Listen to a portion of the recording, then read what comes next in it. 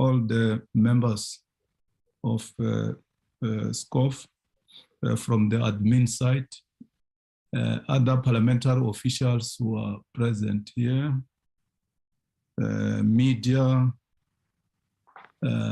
you are all welcome inside. Today we are going to receive a report from the Financial Intelligence Center on the Financial Action Task Force Mutual Evaluation report. It's a long-awaited report. Thanks very much for the team having worked around the clock to produce this report. The meeting is officially open. Are there apologies? No apologies, Chair. There are no apologies. Okay, let's move to item 2, briefing by the FIC. I see Momo here is popping up. I was not aware that Treasury is in attendance. Momo and the entire executive management from Treasury, you are all welcome. And if ever there are other officials from other entities, they are also welcome. Thanks very much. Let me hand over. I'm not sure who's leading the team in terms of presenting the report. Who's leading the team? If I may come in, Chair. Okay. Yeah, Comrade Mom. Yeah, no, Chair, we're doing this jointly, Treasury and the FIC. So Kolisile Kanyile, the director. So she and I will kind of lead on the presentation. This whole FATF thing is a big thing for government. So Treasury is obviously the leading department. Recording in progress. So yeah, so the two of us will lead the team. Recording stopped. Okay, no, you can proceed, or Advocate Kanyile can take over. Whosoever. Recording in progress. Over to you now. Okay, thank you, Chair. I don't know if the presentation is up. And honorable members, good morning. No, Chair, and thank you for this hearing. I mean, I think this hearing is really, really important for us as a country because there certainly are big issues. And I'm really pleased that the committee is having a hearing today. Time is not on our side, I think, as you'll see when we've done the presentation. Chair, the presentation is quite technical at some points, but we've tried to make it hopefully comprehensible. I don't know, Ellen, is the presentation up? Sorry, Mama, I've made a Peter Albert's co-host. Okay. I'm not sure if he's going to run it or should I do it from my side? I don't know who, but if it can just come up.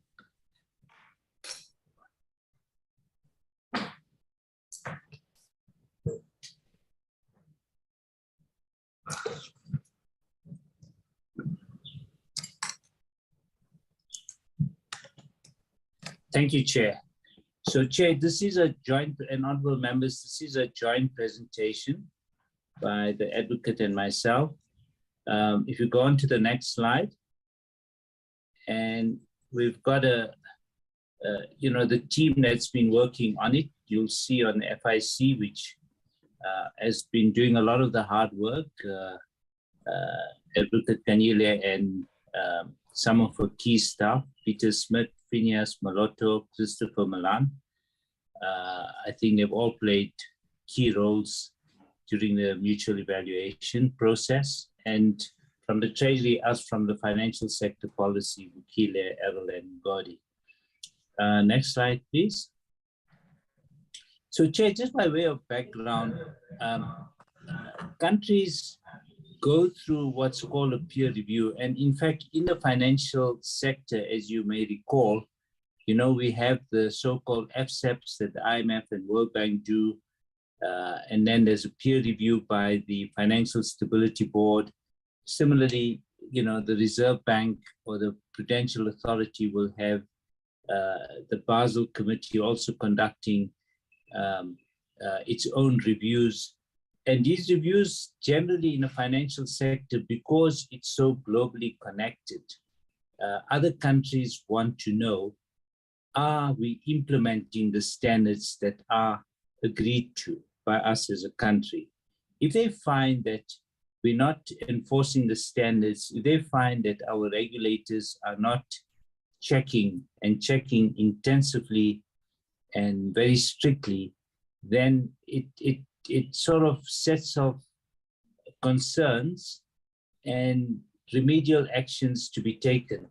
And Chair, this is important because it means that they want to be able to trust that if one of our banks deals with their banks, say in the United States, where we need the dollar trade, there's lots of correspondent banking, they want to check that our regulators are enforcing anti-money laundering and terrorist financing standards. And if we are not doing it, they will either not deal with us or there'll be a huge cost in just the way they deal with us. So South Africa, as you know, is a member of FATF, and we're the only member from our continent of Africa. The others do have some form of regional membership, but not direct membership. So in terms of this mutual evaluation, it's done in terms of FATF standards, which we'll explain in a moment. And I want the advocate just to come in because they played a role in hosting them, and the process had started in April 2019. And she can tell you a bit about how COVID came in a way and actually delayed this process to be actually much longer than it normally is. I don't know, advocate, if you want to come in.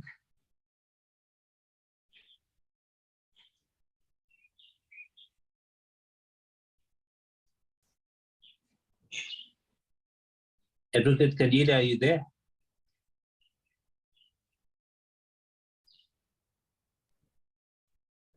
Okay, let me proceed. Morning, Chair, morning, Chair, and morning, honorable members.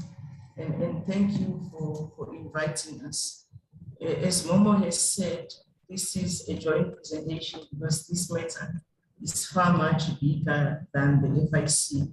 It involves the entire country, and it's very, very critical that we all combine our efforts in ensuring that we change the picture that you are going to be leading to you, resulting from the assessment that has been done by FATF. FATF is an intergovernmental organization that sets standards when it comes to combating or curbing money laundering and the financing of terrorist financing.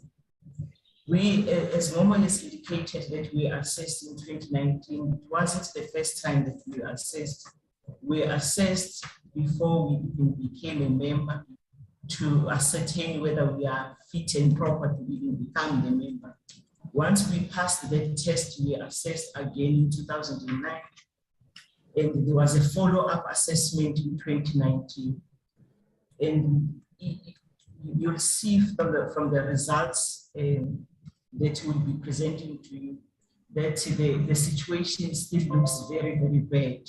And we need to work very, very hard to ensure that as a country we address our deficiencies so that we can be trusted globally, that we have a system that is agile enough to combat money laundering, terrorist financing, and any predicate offense or any proceeds generating crimes. Over to you, Mo. Thank you, Director. So, Chair, maybe, and just to add on to what the Director has said, I mean, you will see during the presentation that what we have to say really affects many, many departments. particularly those in the criminal justice system, but also departments like DTI, social development, and so on, because everyone's responsible for various pieces of legislation. And that's why, Chair, when we go to FATF, the director and Advocate Peter Smith, and when it was non-COVID, myself and some of our team, Errol Makubela and Goni Manyuani, we would go to the FATF meetings. They have 3 plenary meetings a year to represent South Africa. And yeah, so next slide, please. And I should add that we also get, you know, many other departments coming to those meetings who kind of go into many of the smaller meetings around. So the plenaries are big affairs 3 times a year. So Chair, just in terms of the FATF standards, and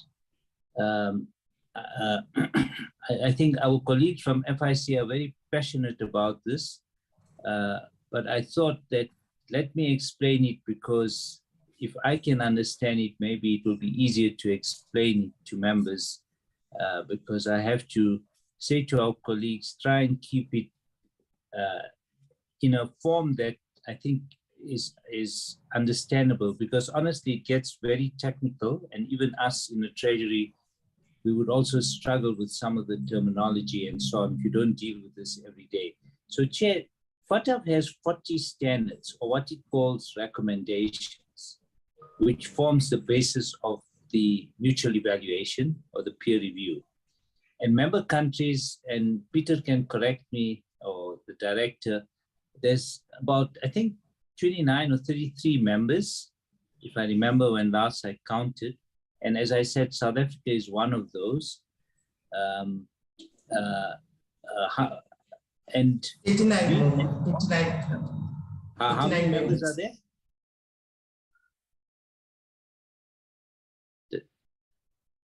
So, Chair, so the members are expected to implement these standards, and over and above the member countries, Chair, you have regional bodies which also come in. So you'll find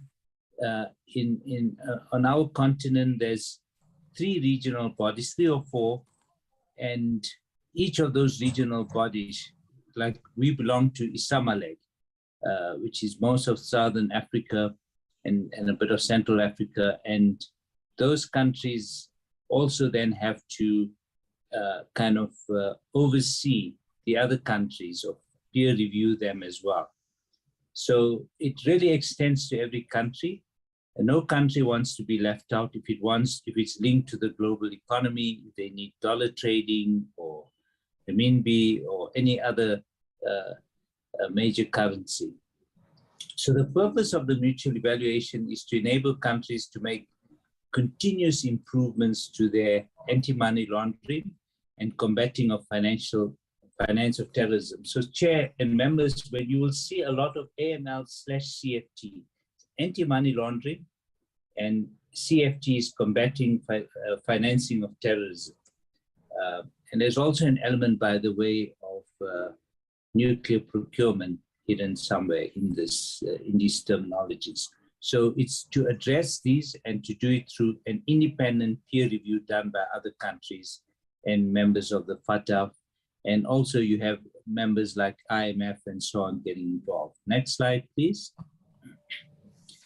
So the 40 recommendations describe what is required by countries to have an anti-money laundering and CFT framework. And then there's also a technical compliance on effectiveness. They do a technical compliance which looks at the country's laws and frameworks, and it really judges us. It has 4 categories: whether we are compliant with each of those recommendations, largely compliant, partially compliant, and non-compliant. Now, Chair, I'll deal with this later.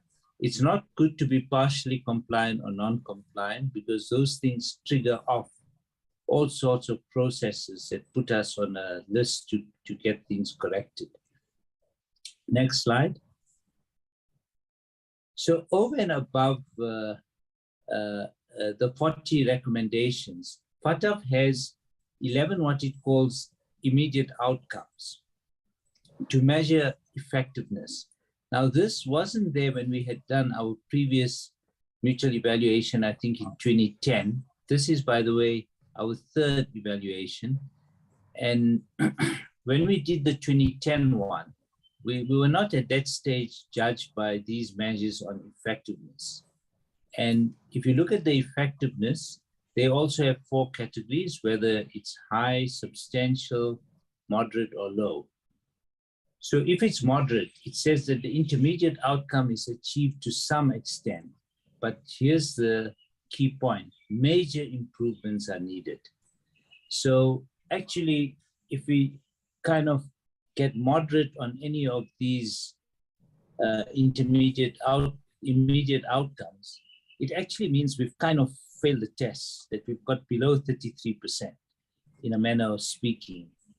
And we have to be both substantial and high in most of these. Next slide. Sorry, Momo, before you proceed, once you are there, members, I just want to indicate that when we assessed in 2009, we had a lot of shortcomings when it comes to our laws. But most of the countries, especially countries that are members of the FATF, they are no longer now addressing issues of technical compliance, issues of whether they've got the right laws. They are now addressing the issues of implementing those laws and ensuring that they are effective because they are implementing the laws correctly. We are looking very, very bad because when it comes to the 40 recommendations, you'll see that half of them were still really not looking good, about 20. So we've got a lot of work to do because even our laws have a lot of deficiencies. So we need to be closing the gaps when it comes to our laws so that we can be able to focus on the phase that looks into effectiveness. It can't take us more than 20 years really to address the laws. We assessed in 2009, our laws still had deficiencies. We assessed again in 2019, our laws are still having deficiencies. So this is a matter that we need to address and address now. Thanks, Mo. Director, when you speak the next time, because you're all in a room, I think if you can speak into wherever the mic is directly, because I think members may be, I'm certainly struggling to hear you. So I think if you speak in the, I don't know where your mic is, I think it would help. But let's come to that. So the next slide, as the director said, anyway, Chair and honorable members, so we've been assessed on the immediate outcomes. We get moderate on 8 of them and low on 3 of them. So that's pretty bad. It's like saying we've failed the entire test on all 11 points. And then when it comes to the 40 recommendations, you'll find that, again, in many, most of them are largely compliant. There's minor shortcomings. And 15 of them are partially compliant. So there's moderate shortcomings. When FATF says moderate, it means pretty, it's not a good sign. And we're only compliant on 3 and non-compliant on 5. So you can see that, and I should add that these recommendations are the easy bit because you can change it by just changing our laws and getting the system in place. But where we really, and this is, I think, will be doable for us. And perhaps in South Africa, we're good at doing that, or we'll succeed in that. But when it comes to effectiveness, that's where we have the biggest challenges. Next slide. So I'm going to ask the director and her team, because they are experts in looking at these recommendations. And I don't know if members can see the slide. It's a small slide, but I think it's an important slide. because it tells you where we are partially compliant. They've got the 40 standards. And if you look at the first one, we partially complied on the first recommendation and so on. But let them explain it. Director, I don't know who's coming on your side. Is it? It will be Peter Smith. It will be Peter Smith here. Yeah, and the sound is much better now, Director. Yeah, thanks, Mama. We're much closer to the computer that we're using for the link. Good morning, Mr. Chair and honorable members and colleagues.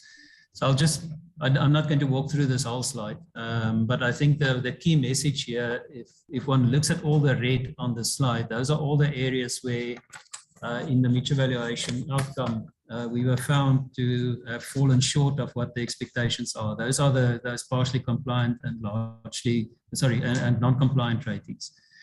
So I'll just pick out a few here that are important to understand what it is that FATF was looking for in the assessment. What is it that we were expected to accomplish in implementing the standards, and what is it then where we fell short? It starts off with the first two.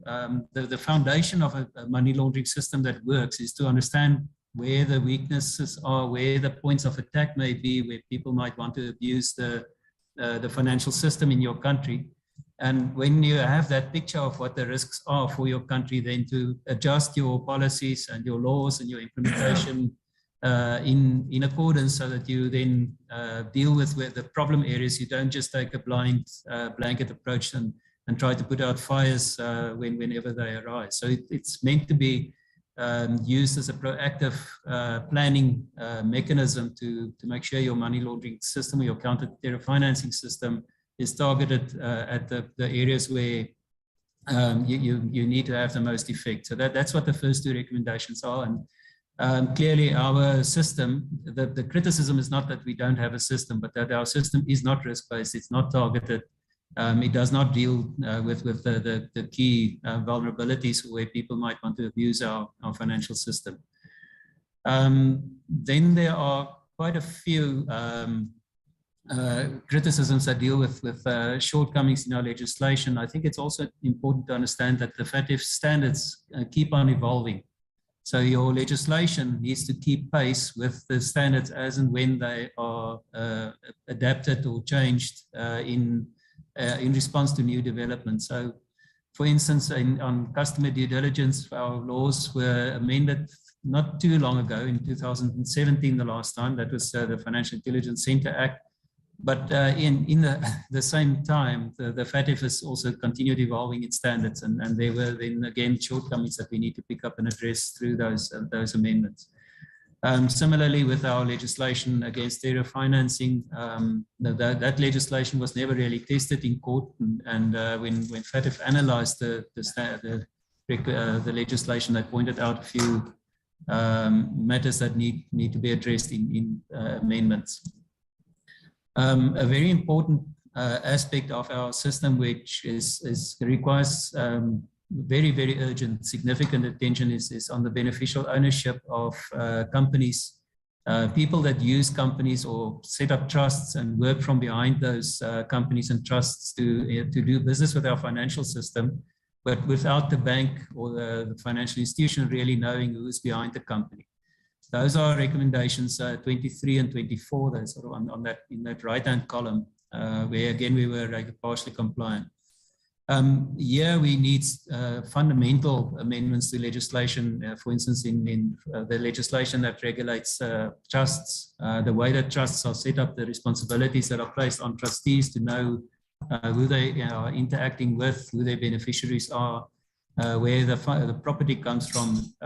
Similarly with companies, we need significant amendments in our companies legislation to provide for the company itself to know who owns the company, who sits behind the structure of that controls the company, and also for that information to be captured and be made available in some form of a database or a register that is administered from the public sector side, for instance, in the CIPC. So that we don't have any of these aspects in place in our law currently, and that requires significant attention.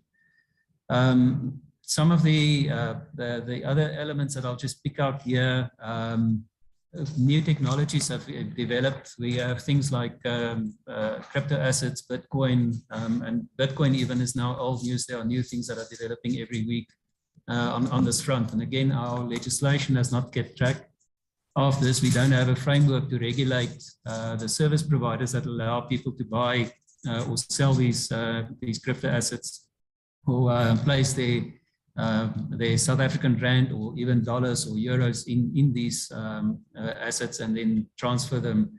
Once they are contained in a Bitcoin wallet or in a Ethereum wallet or something like that, the money can be extracted anywhere in the world, so mostly anonymously as well. So again, that's an area where our law needs to catch up and address the risks. We can move to the next slide. So I'll just quickly touch on this because I think Momo and the director has already covered this. This is the ratings on sort of a summary of the ratings on the effectiveness outcomes. Those 11 IOs that the members will see on the left-hand column, those are the immediate outcomes. Those are the things that the FATF expects one to achieve if your money laundering system works well. And they use that as the benchmark to see how far off a country is in the implementation of their system. The first one again starts with the issue of understanding your risk and being able to mitigate the risk in your system by deploying your resources correctly, having the right policies in place, making sure that you target the right types of criminal activities in your investigations and so on. So that was the immediate outcome one, where we were rated moderate. The next one then moves into the international dimension. FATF also takes a view that each country in the global effort against money laundering should play its part and should be available to provide international cooperation, but also should seek international cooperation when it follows the criminal proceeds or terrorist financing crossing borders. The criticism here, in our case, was not so much that we don't provide effective international cooperation. FATF had a few comments that sometimes the cooperation we provide is slow. We need a better system to administer cooperation requests in our Justice Department. But the key criticism actually here was that South Africa does not seek international cooperation often enough. We seem to chase the criminal up to the border or the money when it leaves the country. But then we don't make an effort to follow the money and reach out to our counterparts elsewhere in the world to follow the trail or to find the criminal. So that's mainly the reason why we were rated moderate again there. Supervision deals with how well our institutions are supervised, how well institutions such as the Prudential Authority, the Financial Sector Conduct Authority, the FIC, the Estate Agency, or there's now the Property Practitioners, the Regulatory Authority, the Gambling Boards, and so on. How well they check up on institutions and make sure that they comply with what the law requires of them. And we were rated again moderate here, mainly for the reason that outside of the financial sector, there is very little in place as far as supervision is concerned. We have almost nothing to demonstrate that institutions have been inspected to check that they comply with the obligations. And even if they were, there were really no consequences if they did not comply with the obligations that they have to meet. Now, the flip side of that is the outcome on preventative measures. This then looks at how effective are the institutions in the private sector at complying with the law. How well do they know their customers? How well do they report transactions to the FIC? Are they on the lookout for people trying to exploit their services or their products? And if the supervision isn't up to standard, then one can immediately see that there's going to be a problem in the private sector as well. So that's a mirror image of the weaknesses in the supervision side. As I said, one of our very serious shortcomings is on to beneficial ownership. Who sits behind companies? Who sits behind trusts? Who abuses these company and trust structures when they don't want to be seen by our financial institutions, but they want to engage in our financial system. There we were rated low, mainly for the reasons that I touched on already, that our laws are not in place, but we also have no effective system for our law enforcement authorities to trace these beneficial owners of companies, trusts, and so on. Financial intelligence, that's mainly the work that starts off with the FIC producing intelligence that we need to pass on to law enforcement agencies. Law enforcement agencies need to investigate the criminal activity using the information that they receive as a lead to guide the investigation, and eventually need to bring that to a conclusion in a prosecution that can be done in the prosecuting authorities. The criticism here was that the financial intelligence that is produced is not often taken up and used in investigations. If it is, the investigations do not really take the cue from the intelligence to find the money laundering. The investigation then is more often in respect of the underlying criminal activity, not that generates the proceeds, not the laundering of the proceeds or the financing of the terrorism. And again, if one has problems in this area where financial intelligence is not adequately used, then one is also going to have problems in the next two categories on the investigations, prosecutions, confiscations of both money laundering and terrorist financing. So one can see the same ratings flow through on those. On the confiscation side, the main criticism was that we are not really looking at confiscating money, funds, criminal assets that cross the border, either come into South Africa from elsewhere in the world to be laundered here in our system, or that is taken out of South Africa to be laundered elsewhere in the world where the proceeds are generated here in the country. The general system that we have in the asset forfeiture unit to confiscate criminal assets received quite good comments in the report, and is actually working very well. But this element of the cross-border confiscations is lacking in our system, and that led to the rating being a moderate. Terrorist financing, we came in for some serious criticism in the sense that South Africa is focused on combating terrorism, but does not use the financing aspect of terrorism to necessarily understand how terrorist organizations elsewhere in the world operate, and whether or not they may be raising funds in South Africa, or they may be raising funds in our neighboring countries, which are then funneled through our system in South Africa to other parts of the world. A lot of the criticism here was that we are not actively or proactively working on identifying the intelligence networks behind that we need to deal with terrorist financing, and we're not proactively following those to identify terrorist networks that might be operating in South Africa, or using the South African territory to raise funds for their activities elsewhere in other parts of the continent or elsewhere in the world. That same criticism followed through on the use, the fact that we don't effectively implement sanctions against terrorist organizations, not even the sanctions that emanate from the Security Council, and that we have a very weak system for implementing those sanctions.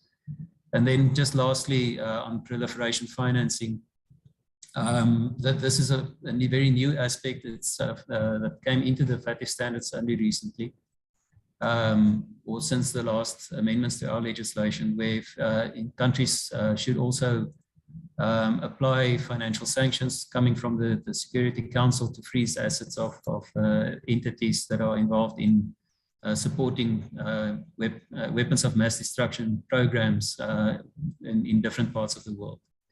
Our system that is in place is fairly new and wasn't really tested, and therefore the rating was also moderate, because we didn't have much to demonstrate that we have an effective system in place. So, Mama, I don't know if you want me to continue. This is basically a summary of all the findings, and I think what next we will be dealing then with the implications of the findings. Why don't you continue, Peter? Or the implications of the findings will be dealt with by Mr. Mloto. Over to you, please.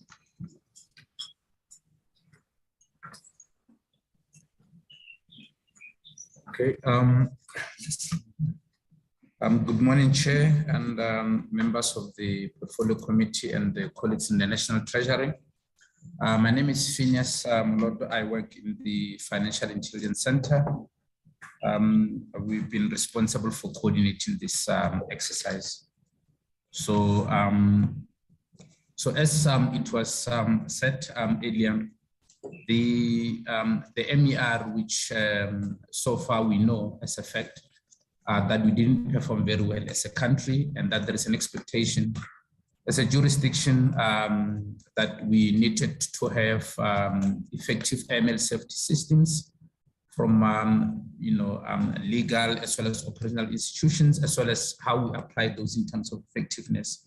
So then what happens is, what are the consequences in the event that a jurisdiction is found not to be compliant as expected with the standard? And as such, then in the mutual evaluation report, you will see that, and this we also have from slide 19 to 23, if I'm not mistaken, that the report would mention what is wrong with the system, but it doesn't end there. It will say what are the recommended actions that the jurisdiction will need to do in order to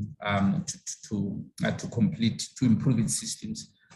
Chair, I see that there is a hand, so I'm not sure if we should pause at this stage or how we should proceed. Thank you. No, what is the hand for? Yes, Chair. I'm not sure. I cannot find the flighted slides in the documentation that I received. I don't know, Alan, if it is part of the package. Just point us to that direction. Thank you, Chair. Okay.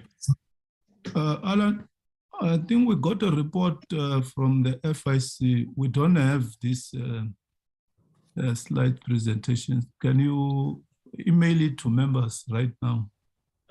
Chair, I've sent an updated presentation probably about 22:09 this morning. So I'm pretty sure they're working off that particular presentation. Oh, okay.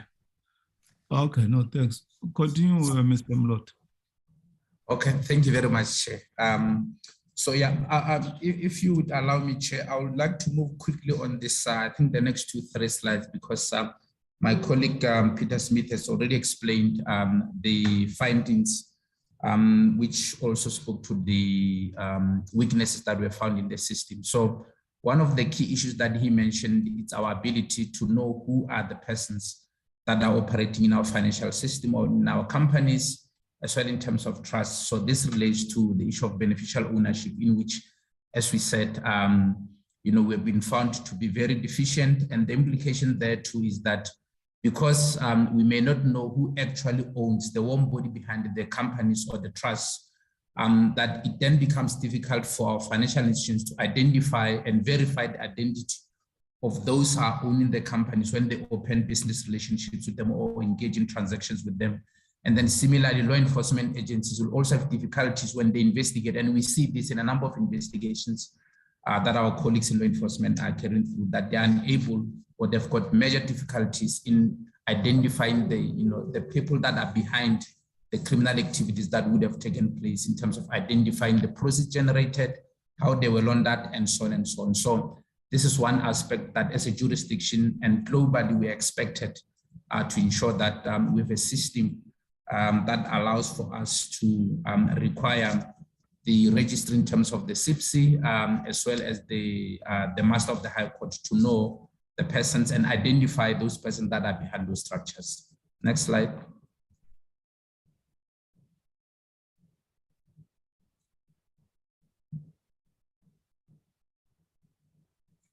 Thank you.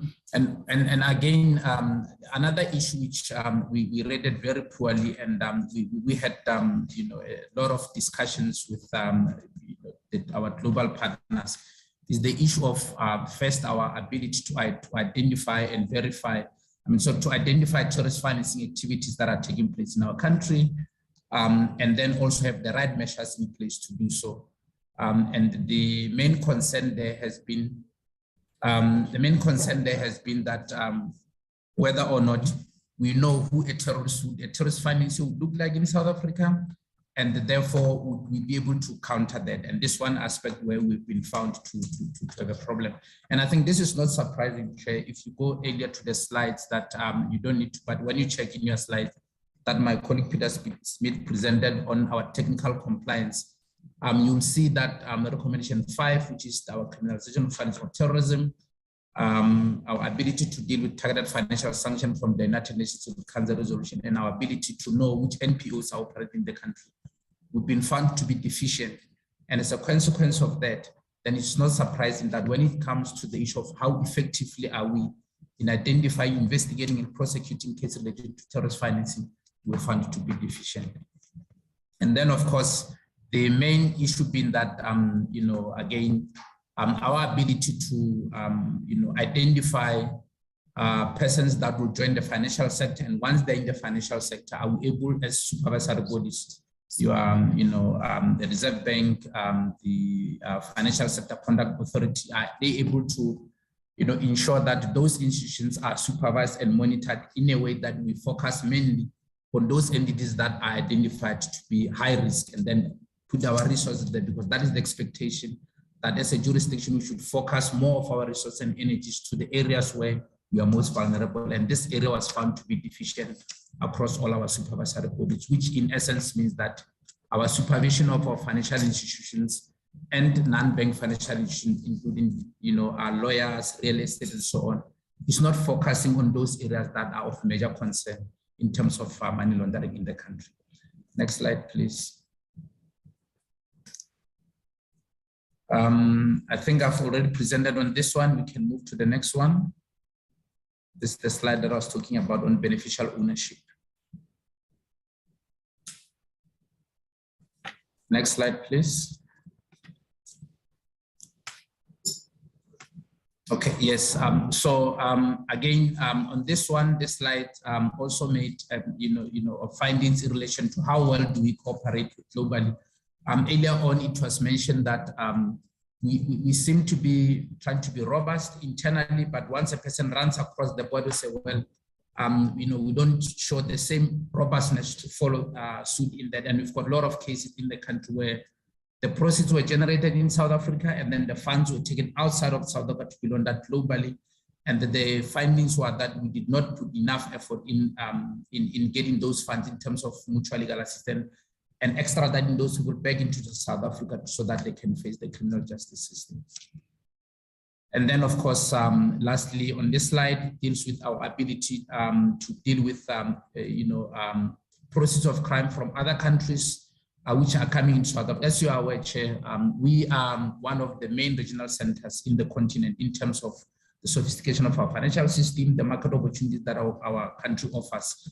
And therefore, we are more attractive to politically exposed persons. This would be people that are more, having more access and more power in their own countries, who would generate proceeds and then come and launder them into South Africa. So they were saying that we're not, strong enough in pursuing such activities. Next slide, please.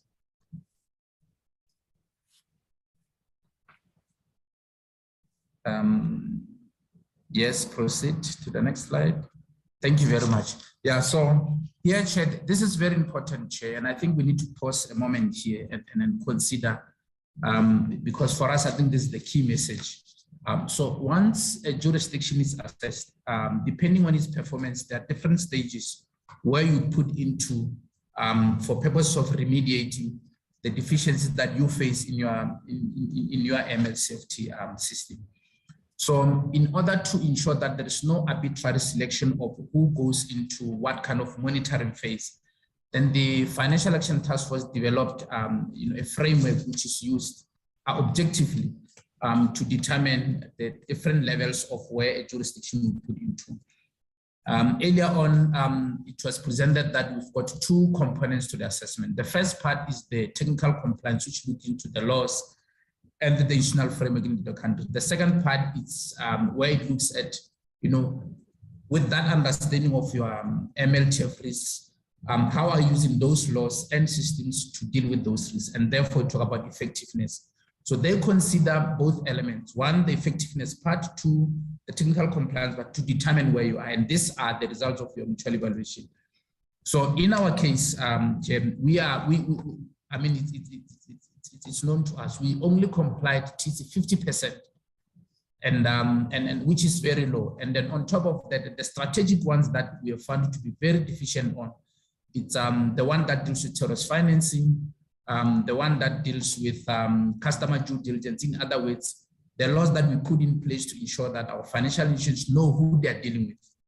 And then, of course, the issue of how well do we deal with targeted financial sanctions that are coming from United Nations Security Council resolution in dealing with terrorist financing. And then, of course, the issue of beneficial ownership, which relates directly to our ability to have information about who are the persons, this natural and legal, that are operating in our financial system in terms of the companies that they own. And then, of course, effectiveness. We know that we did not live up to expectation, 0%, because we have low or moderate, which really means the same thing, which is that our system is not working. So based on that, then we are put in what's called an enhanced follow-up, which means that we have to report more regularly than an ordinary jurisdiction would report. So this now places us in a very precarious situation, because based on this, the FATF president wrote a letter to our Minister of Finance, basically writing to the country, raising those concerns and urging us to address those issues within 1 year of the publication of the evaluation, which was last year, June. Was it June, October? Yeah, October, yes, sorry, October. And so from October until October this year, then we are expected to have remediated what is called strategic deficiencies. So those strategic deficiencies are mentioned, and for technical compliance, we need to have looked at, whether or not our mandatory law is okay. That one we are fine. So we've already explained the issue of financing of terrorism, customer due diligence measures, and so on. So that we are fine. So now, what is the most important issue that we need to be facing? Next slide, please. So this is where we are now. We are in an observation period. So we've got 1 year to remediate the shortcomings, the strategic ones. If this is not done so by, in October, we submit our progress report, which will be looked at by a team of experts in our region, which is the African, the Middle East group. If they find that South Africa had not addressed adequately the deficiencies that are identified in the mutual evaluation report, then South Africa will be put in a list called a gray list. So this list, I cannot imagine. I mean, I'm fortunate enough to represent South Africa in this working group, where we look at these countries.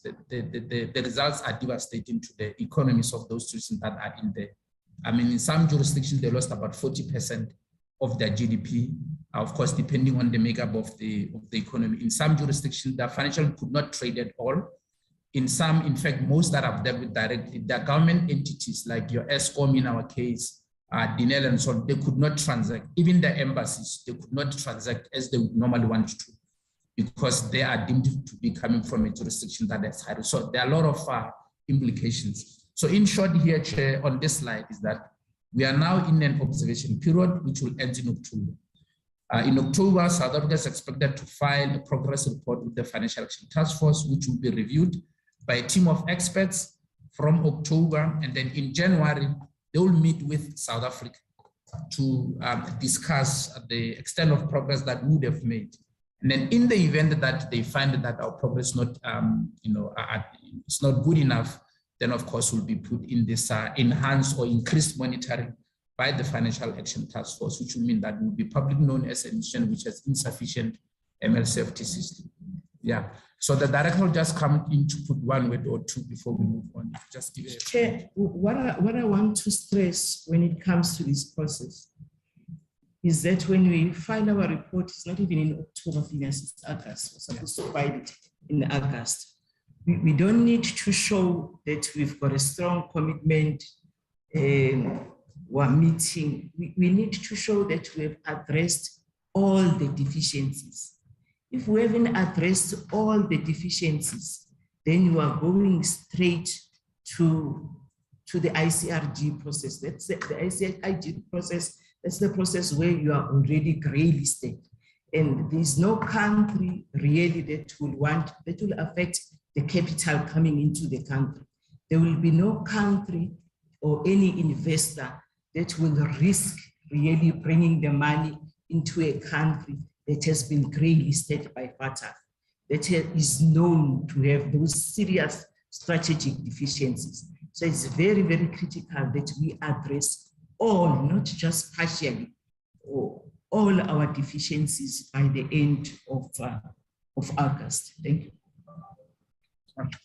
Thank you very much, Director. Maybe we could move to the next slide and speak to some of the challenges that we have. I think we've already spoken about the dire consequences, but maybe Chair on this one, let me just mention, let's move quickly maybe to bullet number 3, just to put things into context.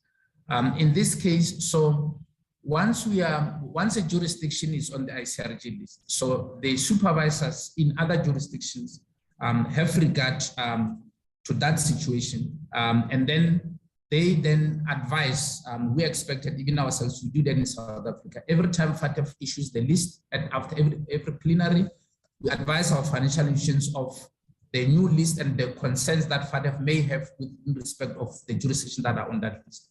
So what then the supervisor would expect is that inevitably that country is deemed to be is deemed to be high risk, and therefore financial institutions or transactions or business emanating from that jurisdiction are seen to be posing high risk. And as a result of that, it happens that then everyone else have got 2 options.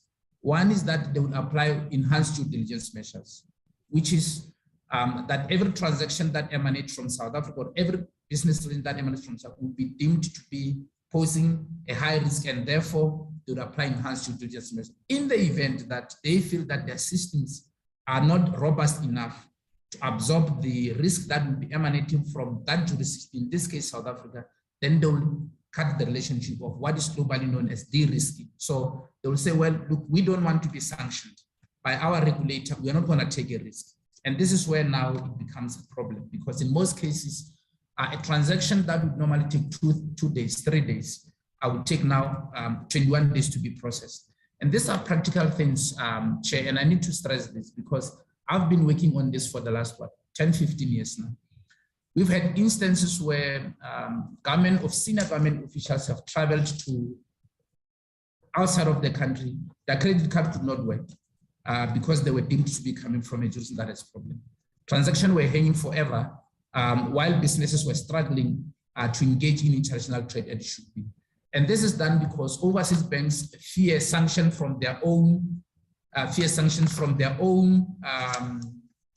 supervisors. That in the event that we deal with this transaction, we are going to be sanctioned. And we've seen this where they've just de-risking. In the region, we did a de-risking study about 3 years ago, and the results were very shocking. That a number of financial institutions were cut off from this part of the world because generally we're deemed to be, as a region, that poses higher risk. And then it doesn't end there. So you've got the FATF list, which is considered by all members of the FATF. Then you've got the regional economic groupings such as the European Union, who, as soon as FATF publishes that list, they also publish their own list. So it's kind of they replicate that list, but the consequences are even more dire because in their case, whereas with FATF, we'll have one-on-one sessions where we can show them we're making progress and so on. With the EU grey listing, it becomes even more difficult because the EU moves as a unison. They move with the understanding that once you're on their list, all EU members, which in our case, it will be devastating, is that they must take certain measures, including enhanced due diligence measures or cutting off the relationship.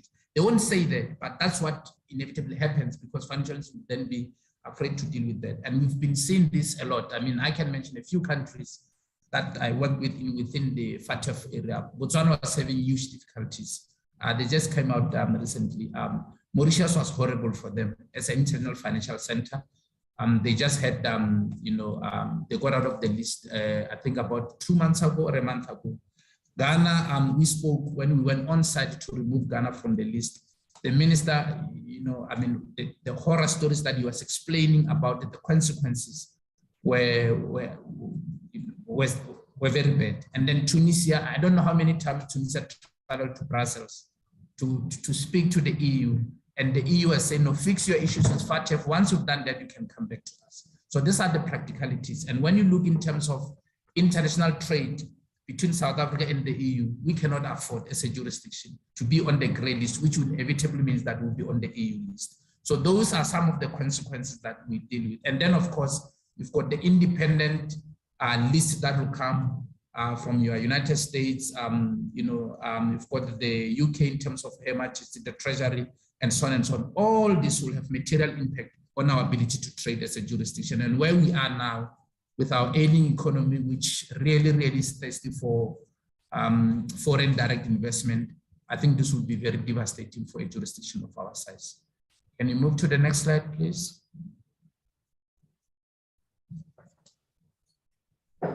Okay, yeah, I think this we have discussed, Chair. We didn't want to spend more time on this. The next slide.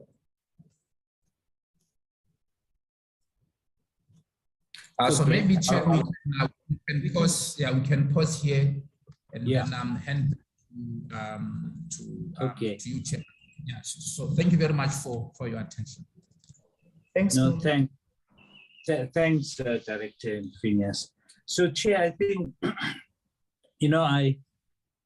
I wanted you to, I think it was important for committee members to hear, in a manner of speaking, from, I shouldn't say the horse's mouth, lest I be accused of something else, but really from the FIC colleagues who really have done sterling work. They've, they get into the nitty-gritty of the mutual evaluation and what each standard and each effectiveness outcome means, and they can really provide gaudy detail. And in fact, my fight with them is to say, can you please keep it simple? And I know they're not scaring us, but we should be scared, Chair, I think, from what they've just said, because I guess in the words of one J. Foster, the consequences are too ghastly to contemplate if we get onto the grey listing. Okay, so I think, but let me just say that I think, Chair, there is a path. I don't sometimes differ with them slightly by saying they've been a bit too bleak. I think that there is a path forward, and how do we find light at the end of this tunnel? I think just from what, like Phineas has outlined in the director, you can see that the consequences, and I agree with what they're saying on the slide, the consequences, it's really, and let me say this, Chair, even before we get into the grey list, in the financial sector, banks and others are already taking action because of the bad mutual evaluation, because they anticipate, they take a view on whether they think we'll get onto the grey list or not. So it's not even what's going to happen there, but in the coming months, if we're not seen to comply or taking steps that will get us to comply, they're going to anticipate. Now, I think what the Treasury, and I'm going to just outline what the process we have in government to deal with this. But as you've seen, honorable members, that this issue is not just Treasury and FIC and maybe one or two others like GTI, but it does involve the intelligence agencies, it involves the criminal prosecution authorities, it involves the Department of Justice, and a lot is about, for example, when we get the Security Council listing, it's not followed up. The intelligence on terrorist financing, it's not something that some of us at Treasury or anywhere would deal with those issues. If we need, and I know there's a fancier word, but getting into, it's not just having the mechanisms for international cooperation and for us to provide information when we request it, but the thing is that we don't seem to be making requests at all when we deal with overseas issues. So, you can take the issue of the Gupta family. They are in Dubai. Do our authorities actually use all the mechanisms? And that's what this assessment is not looking at any particular case, but it's saying, South Africa, you guys hardly ever ask us for information. So, Chair, when we looked at this as National Treasury and as government, and when we took this matter to Cabinet, because obviously it's serious, we took it last year, just after or around the time of the when the mutual evaluation was approved, we took it to Cabinet.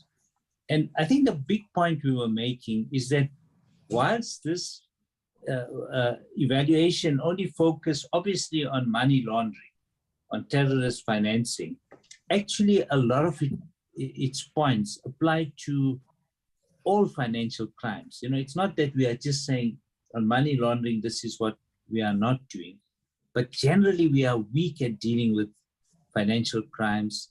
And our, I don't want to get into the whole discussion of the role of or the capability of our intelligence agencies to actually be on top of the issues. I don't deal with them directly in any way, because obviously they operate in a particular way. But what this evaluation is saying is that we fail all those tests and we don't act. Whether we have the intelligence or not, we don't act.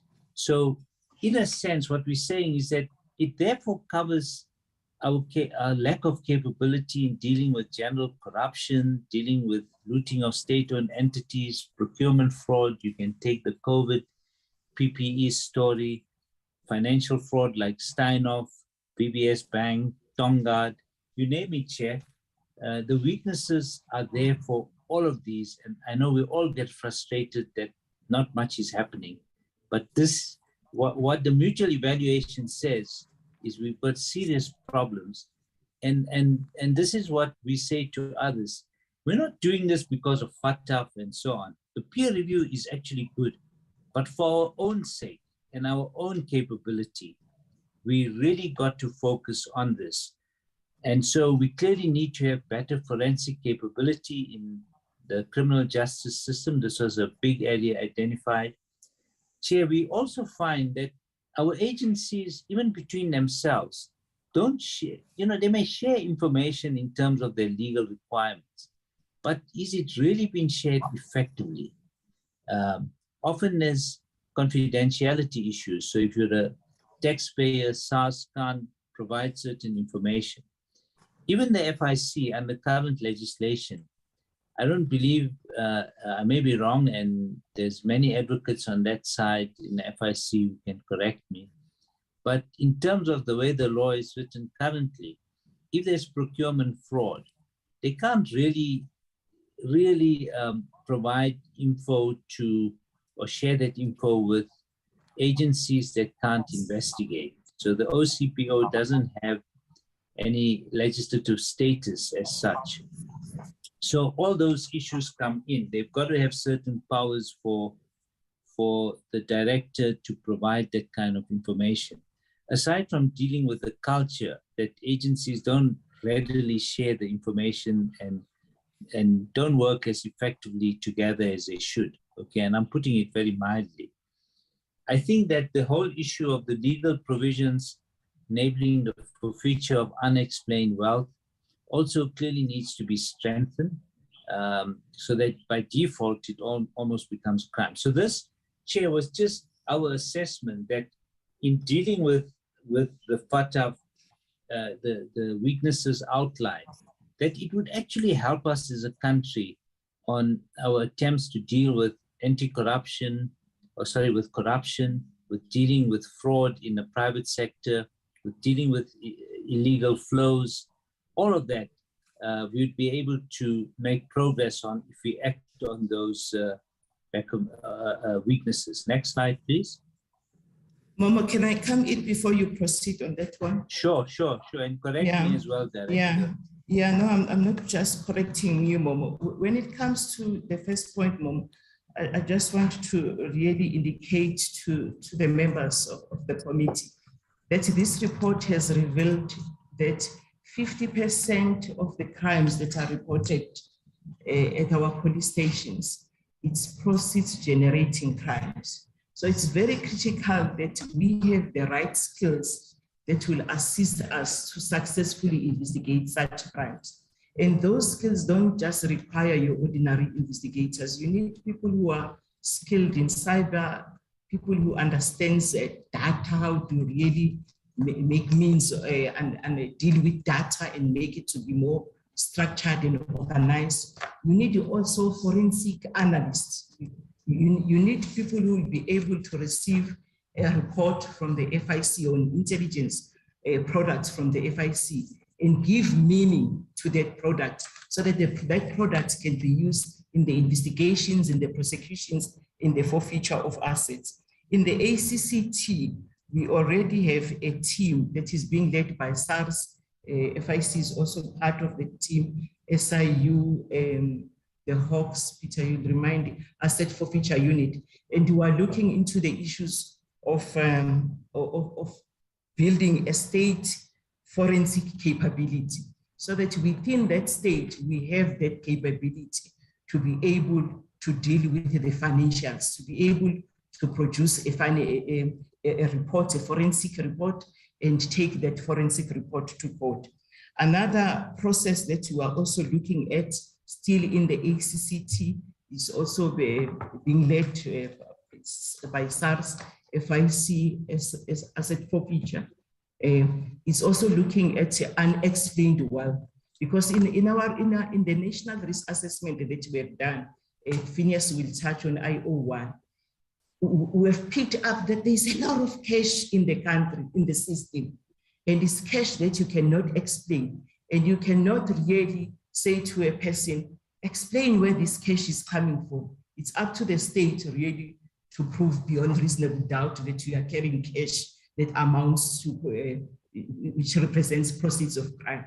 But there is no obligation on a person who is carrying cash and can't explain where that cash is coming from. So that's one area that we need to really close as a country so that we can be effective in fighting financial crime.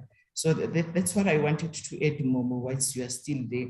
As you have indicated, Momo, on those big cases of staying off.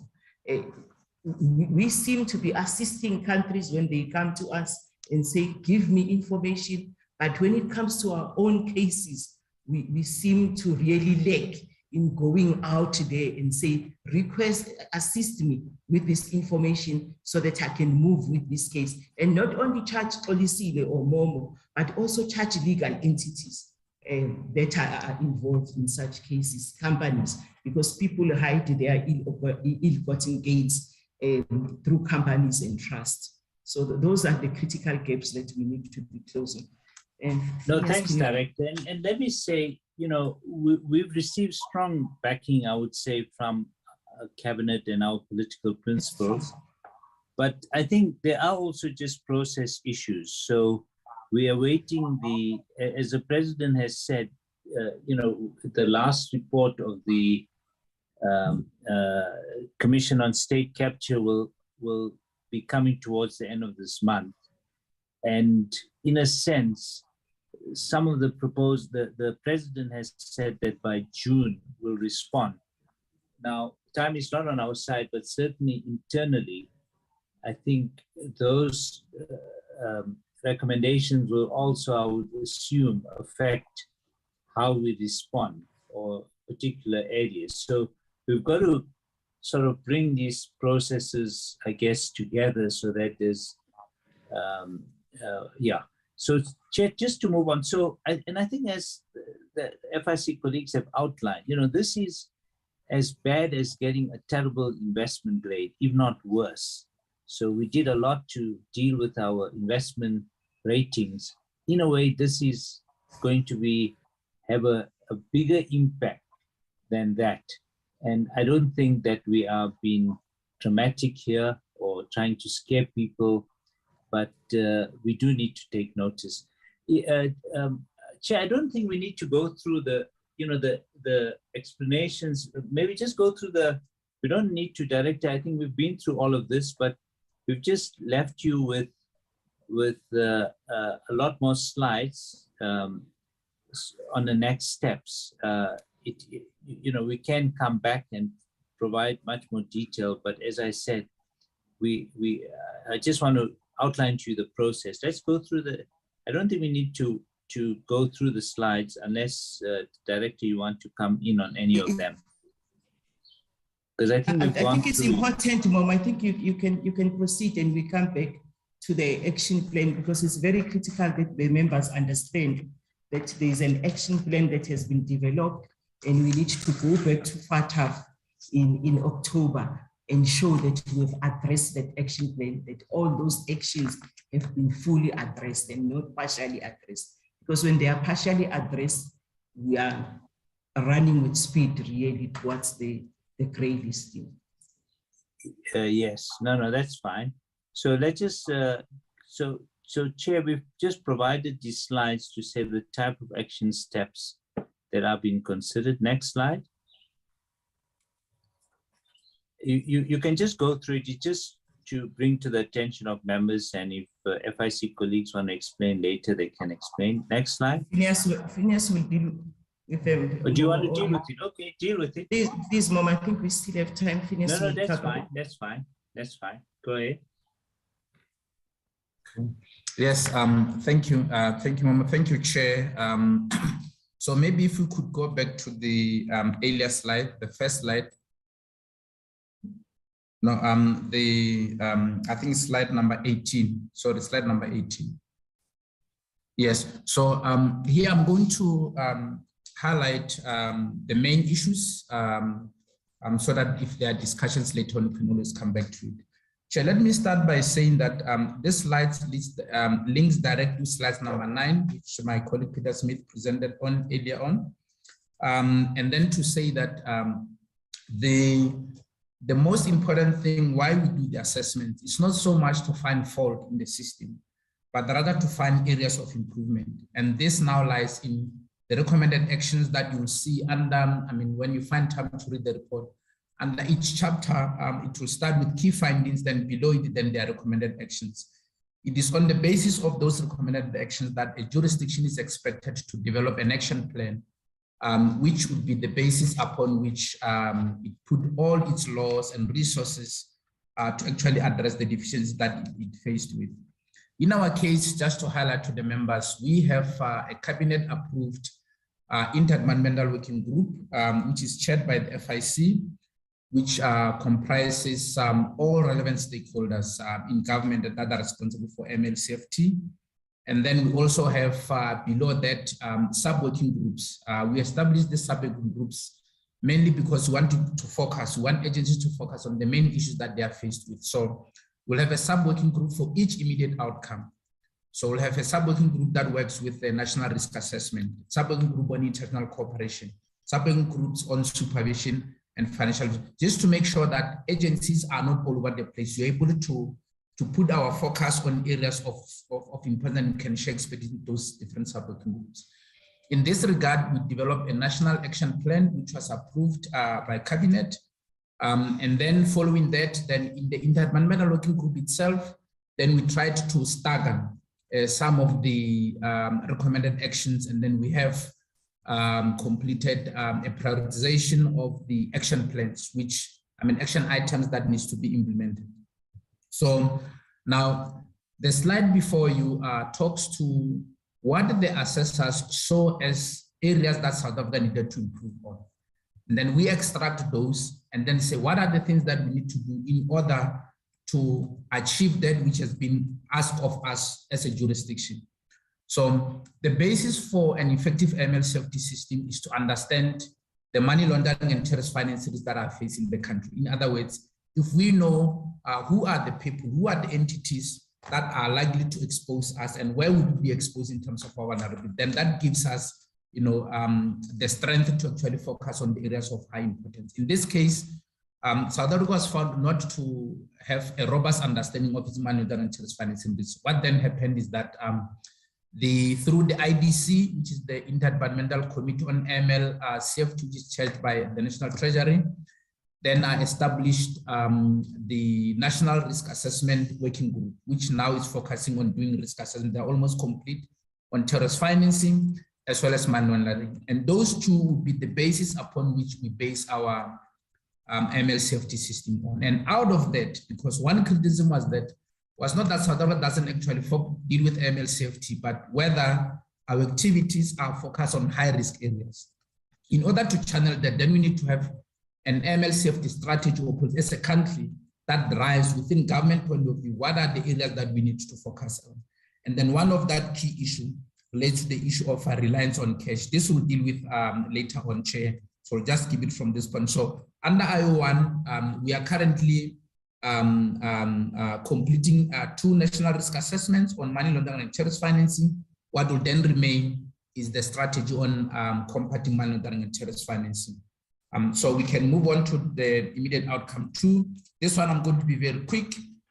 Here is to say that how much efforts are we putting in pursuing the process that left the country to different jurisdictions. We are aware that some of these funds went as far as the United States, the UK, the UAE, and how much are we dealing with this? And these are laid out there in the first and second report of the state capture, which this is well known in government that some of these processes left the country to other jurisdictions. So we will be expected as a jurisdiction to have a system in place that actually pursue those and bring those funds back home, but although extra that those individuals that needs to face the might of the laws in the country.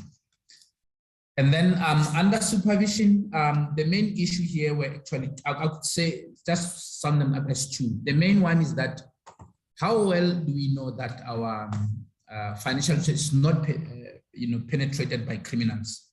And in this case, as we discussed earlier on, how robust are the regulatory systems, the licensing, the system of the supervisor, your Reserve Bank, your Financial Sector Conduct Authority, the real estate, the lawyers, and so on and so on. So this is the area that we need to strengthen, because one key area, and then this is very surprising, is that when we license, we don't check at criminal records and so on. So these are the things that we need to get.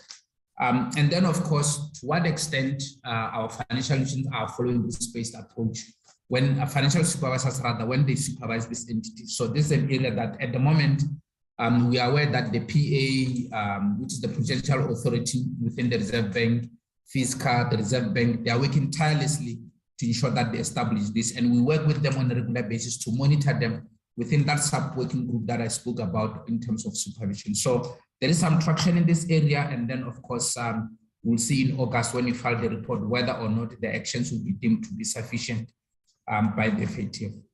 And then the next one that is related to them is immediate outcome 4. Here again, the main issue that was required was that the assessors found that whilst our private sector apply controls in place to know who they are dealing with, they are not doing this on a risk-sensitive basis. This is mainly because as a country, we have not yet developed a money laundering and risk assessment.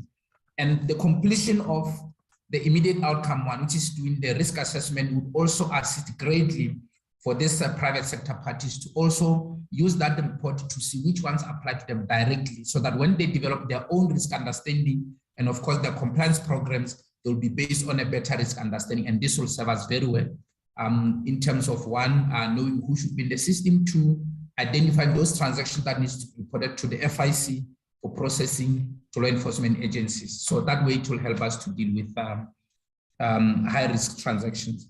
Immediate outcome 5, you can move to the next slide. This one, I think we spoke at length. It's a very simple thing. We have obligation under the G20 as South Africa to ensure that we've got beneficial ownership information, and this directly leads to the register of companies as well as the master of the High Court. And this will assist, as we said, law enforcement agencies, the regulators themselves when they license, as well as the private sector entities when they identify and verify their customers, to tap into that database to know who they are dealing with, who they are licensing, and who they are investigating. And this will make our system work very efficiently. So immediate outcome 6, Chair, if maybe we could move to the next slide, I'll link this 6 with the next slide.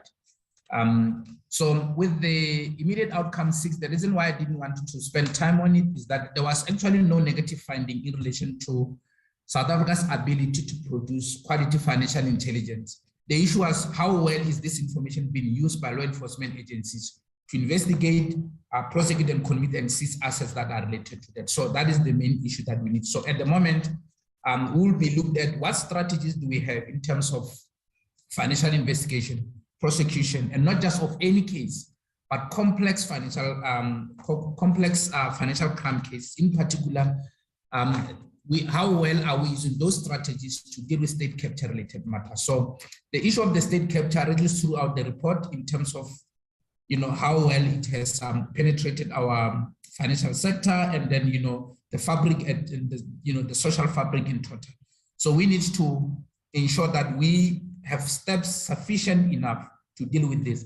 Earlier on, Momo spoke about establishing a forensic capability as a country to deal with this. And I think that we really need to have this going as soon as possible, including our ability also to deal with the cybercrime issues which the director spoke about. So we really need to make sure that we don't go for the low-hanging cases, that we actually go for the strong ones that where they will have major impact. So the DPCI, the NPA, the FIC, the Reserve, so the Revenue Authority needs to work together to ensure that they identify and prosecute those particular cases.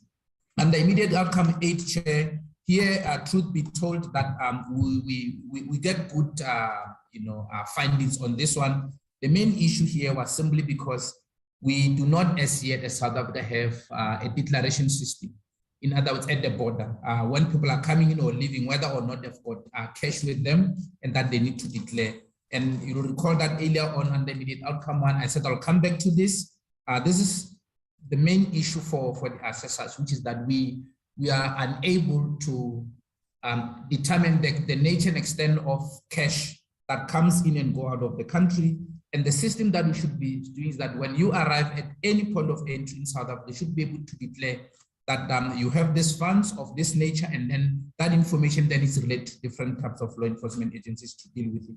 At the moment, I know that the South African Revenue Service, the FIC, and the Treasury are working on having this activated so that this information could quickly be made available. So there is traction in this area, and we hope that the colleagues will do that. And again, recently we had the BMA that has come into fore, which will also, in our view, will contribute greatly to strengthening this part.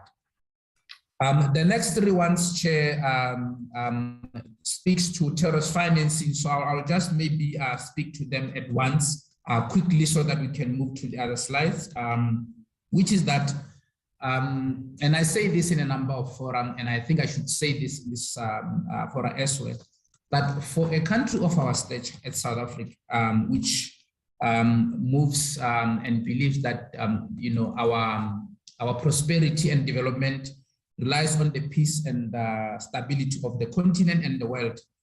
One of the key risk factors in terms of the security issues that the world is faced with now is terrorism. And that terrorism can only happen if there are those that are financing it. So if we have the ability to know who are the financiers, then we are most likely to deal with the issues of terrorism. So in South Africa's case, and I need to say this, Chair, and please just allow me to stress it, because when the assessors come and say our intelligence service, our law enforcement agencies do not understand what a terrorist financier would look like in South Africa, it's a serious indictment, because what it actually means that we would not be able to know who's likely to commit terrorist acts in South Africa. So we wouldn't know and identify the persons that to blow up the Reserve Bank, blow up the Union buildings, blow up Parliament, blow up the Gautrain Bridge. We wouldn't know that because we wouldn't know who are these people that are willing or have the willingness to commit this. And one of the key areas that was fun is that we need to ensure that in our counterterrorism strategy, we embed the issue of financing of terrorism so that it's a daily bread of intelligence, the intelligence community, the law enforcement agents. And then, of course, take that information and interact more closely with the private sector, especially the banking chain, so that we can assist them to identify those transactions that will have possible links, and then they'll be able to report them to the FIC for processing and so on. So this is the main issue that we need to look at in terms of IO9. The next one relates to immediate outcome 10. Here again, Chair, we have a legal basis to issue this or implement the United Nations Security Council resolution relating to asset fruits of terrorist financiers. But the main concern here is that we don't have a criteria and a process to actually list. If we were to identify such a person, there is no process in this country that we can use to list that. So we need to build this into our system. And we are the member of the national, of the Security Council, we are the members of the United Nations. We subscribe to Chapter 7, which promotes peace and security globally. And then one aspect that has to deal with that is terrorism. And therefore, where people are identified, either in South or outside of South, we should be able to list that. And the assessors were able to establish that there are a number of cases where South should actually have listed domestically or referred individuals to the United Nations Council structure that deals with this. And we didn't, because we don't have a process in place that deals with that. And then, of course, the main concern is the issue of a non-profit organization. Here we need to hasten and mention that it's not all NPOs. It is the duty of South Africa to identify which NPOs are likely to be abused for financing of terrorism, and then focus our energies on that.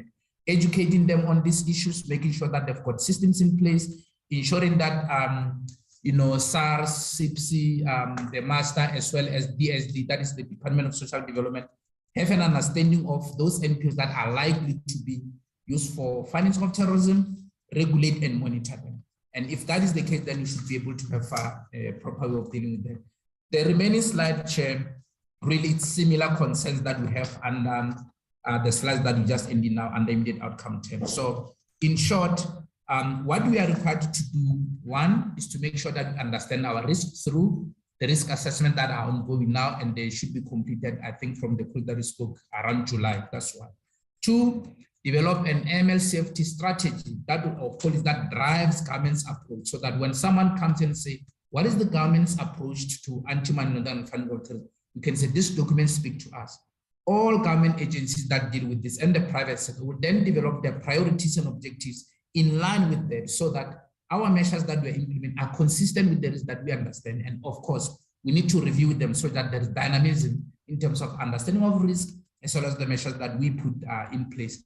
This will ensure that the private sector, the supervisory bodies, are able to do that which they need to do to identify those persons that are likely to use the system for nefarious reasons related to money and terrorist financing, and then report those to the different supervisory bodies, including the Financial Intelligence Center, who then work that information, transfer it to law enforcement agencies, the DPCI and so on, to investigate them.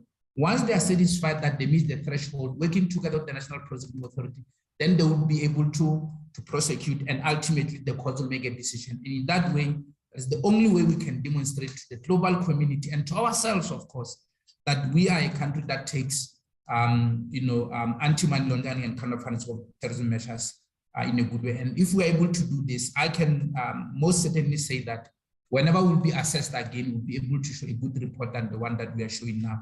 And of course, we need to make sure that in August we file a good report, and this is a way that we can only do. Thank you, Chair. So I'll hand over to the Director, who has a few points to make. Thank you very much. I've got nothing to add. I'll hand over to Mama. Okay, no, thank you. Next slide. Okay, Chair, so just in terms of how we as government are dealing with this, as I think we've stated a few times, Cabinet had, in fact, already in 2018, set up an interdepartmental committee, which is chaired by the Director General of the National Treasury, is attended by many of the, as members have DGs or their representatives from, justice, police, most of the criminal justice departments, and then other relevant departments like DTI, social development, and also agencies like SARS, of course, the FIC and some of the financial sector regulators also are members. It has underneath it a working task team that that has been meeting much more often and is tasked really to develop, I think, some of the key documents like the risk assessments and a broad strategic document. But this forum obviously makes sure that there's collaboration, communication, and info sharing between all the different parties. And as I said, the focus is not just to deal with this as a technical compliance approach that is important, but to also safeguard the financial system more broadly.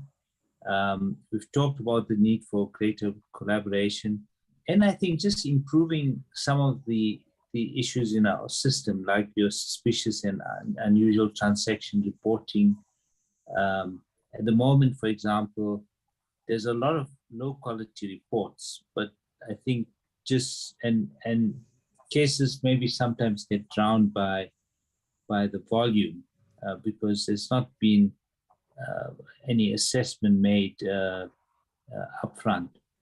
Next slide.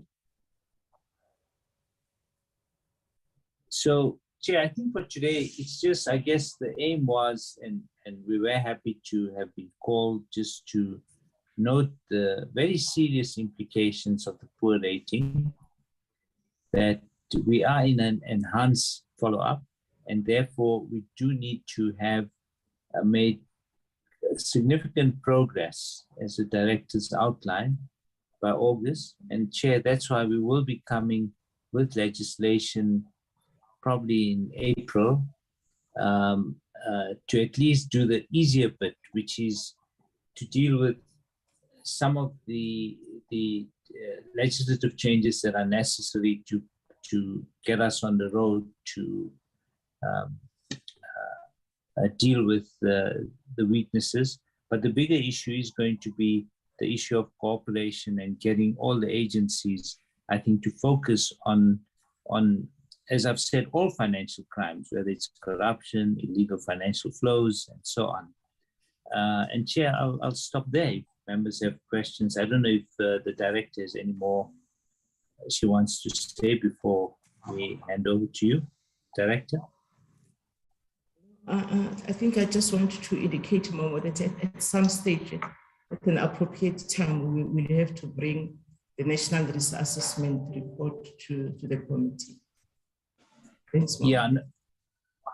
Yeah, and I think just for the Chair maybe to know that you can see that, Chair, that on the one hand, there's many other players here. Firstly, there's all the regulators who you could have invited for today if you wanted to as a committee. But even beyond just those that normally report to the Standing Committee, to SCOF, there is a criminal justice authorities and so on. And you may want to just hear from them how they responding as well to this report. But we'll leave that to you, Chair. Thank you, Chair and honorable members. Okay. Thanks, Momo. The director of FIC, the entire team from FIC, Treasury, and other entities. Thanks for the presentation. Now let's move to item 3.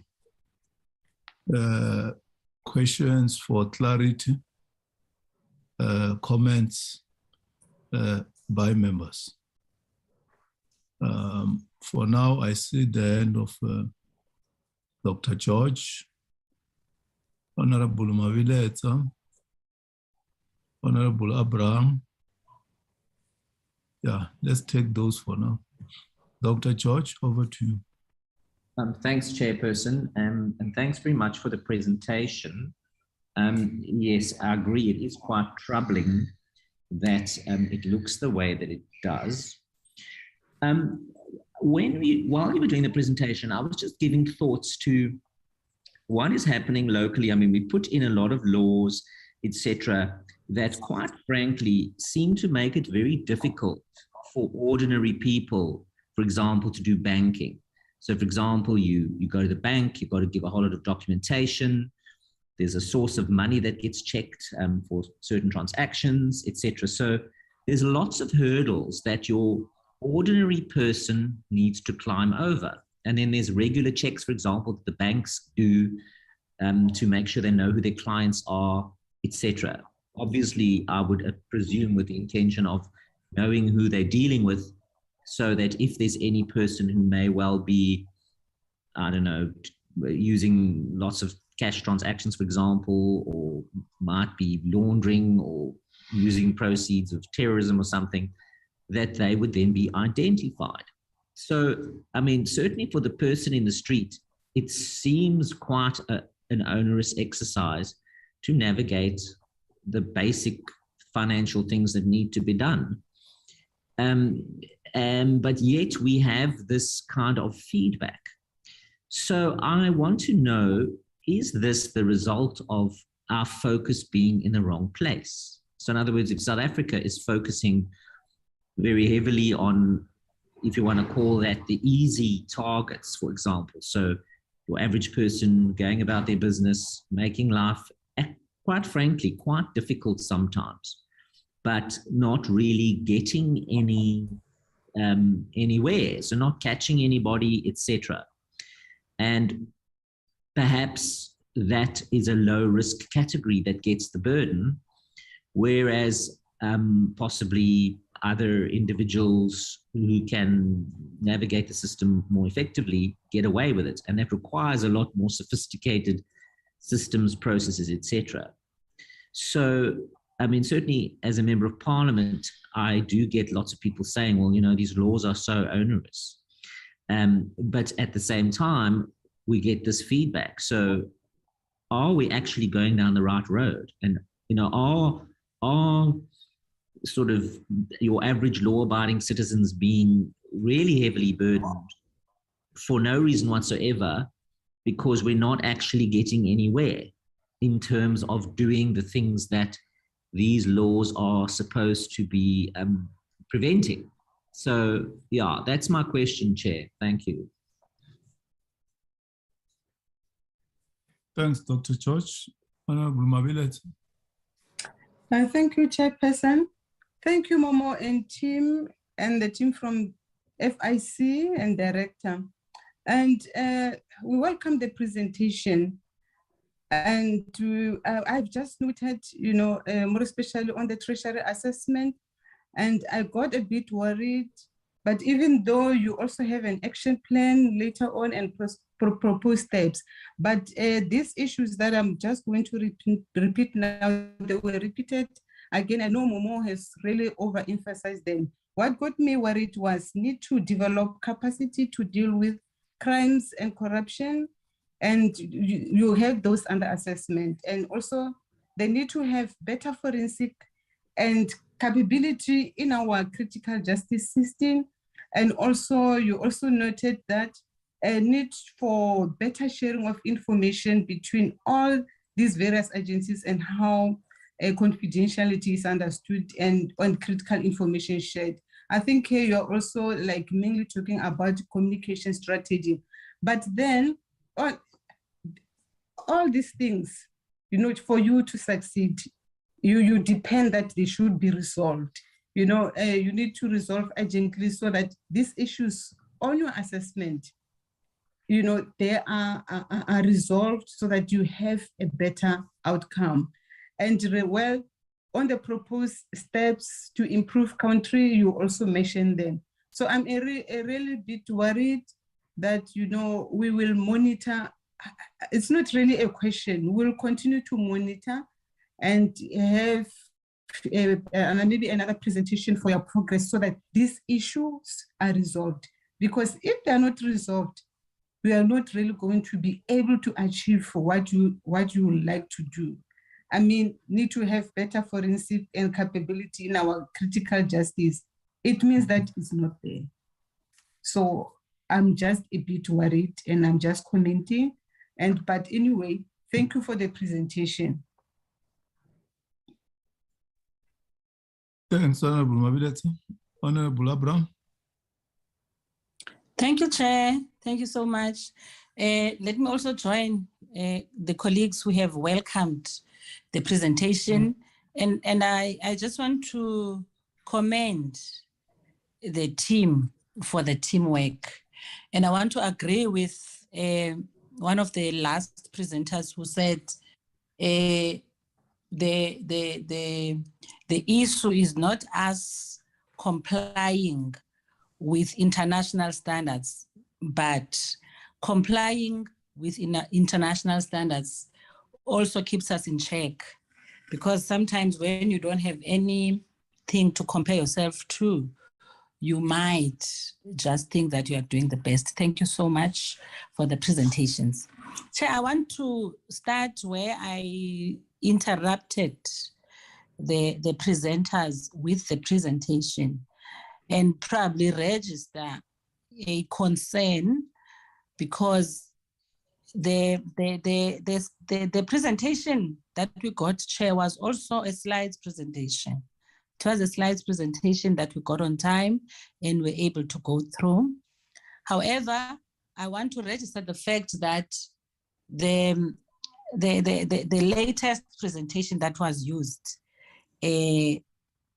was sent late. So I think the the presenters probably sent to Alan while the meeting was starting already, hence it was sent past 9. Just wanted to register that, Chair, so that we are understood if for some reason we got lost. For example, coming to my questions.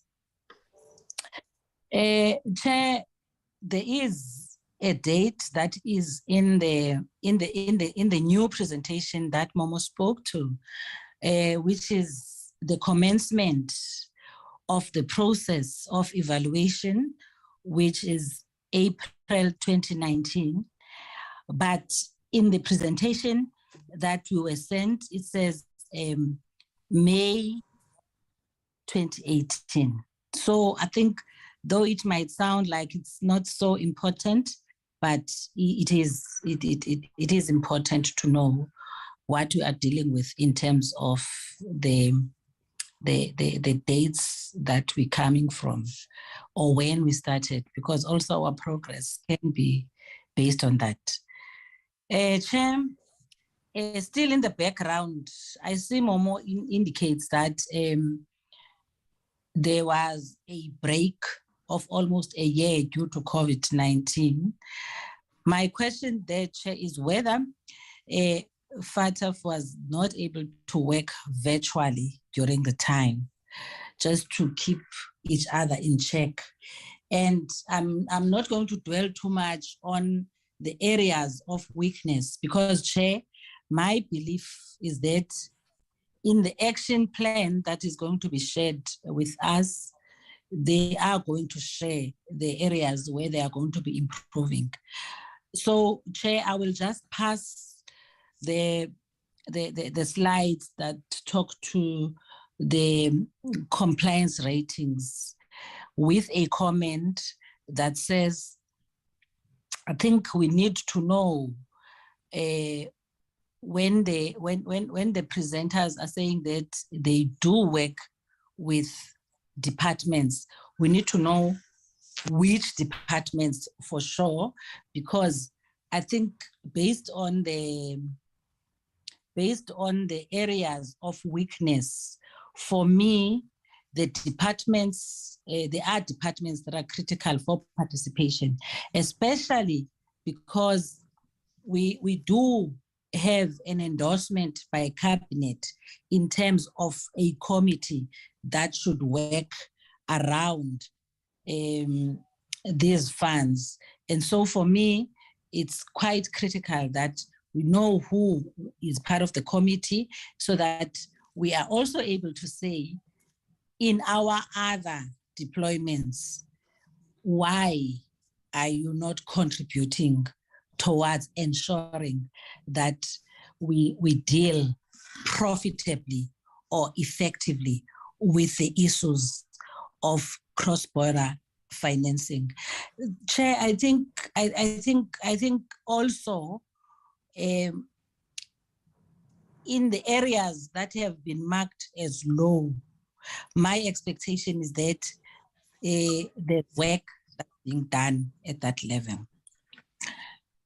So I will just go to a question or three questions.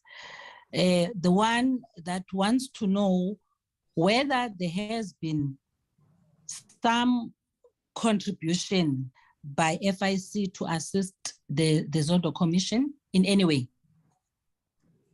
Have you been able or have you been called upon to assist at that level? Now, secondly, maybe also related, did the accounts, did the bank accounts of both Ogbe and Gupta companies, did their closure, not constitute a tipping off offense in terms of FICA? What is your take on that? And if it did, then did FICA take action against the implicated banks? That of course depends on your response. Chair, the money that was identified to have gone into the wrong hands, was it practical, or did FIC manage to have the funds frozen, or is it not something that they could do? My second last question, Chair, is whether as an intelligence organization, the FIC falls under the jurisdiction of the Inspector General of Intelligence. If not, except for the I'm sorry, Chair, my battery is going low. I'm not sure if okay, let me close my video. If not, then who oversights FIC? I mean, when things go wrong, when there's faltering within, who makes sure that you account? And lastly, on the spaza shops,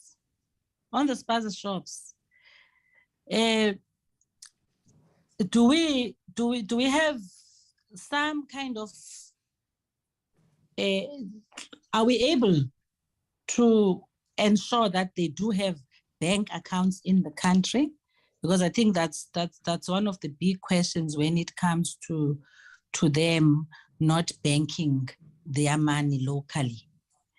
Now, do we or have we picked up some suspicious transactions in that sector? If you could enlighten us on that. Thank you, Chair. I appreciate the presentation once more. Thanks, Honorable Abraham. Honorable Skasana, Mhlonishwa. No, ngiyathokoza Sihlalo, and greetings to all honorable members and our officials from the National Treasury and the FIC. I would like to join other members, I think, in welcoming the presentation. I think the presentation is quite good. I think it's, to a larger extent, it does address a number of challenges that we are faced with, and challenges in the main that have an impact on our revenue.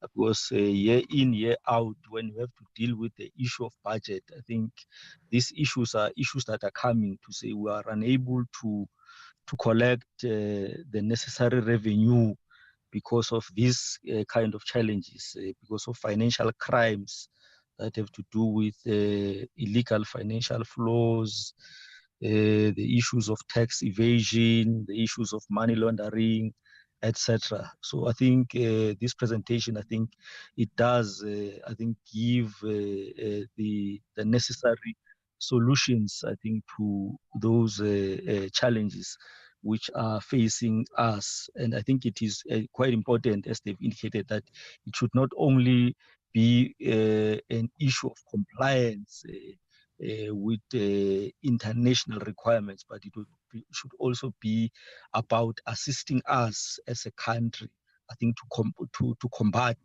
these particular crimes, and also for us to be able to have the necessary revenue.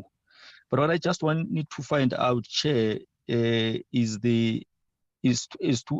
whether, since the establishment of the interdepartmental cabinet committee, which is led by the National Treasury DG in 2018, comparatively, since the establishment of that particular committee, is there any good story to tell?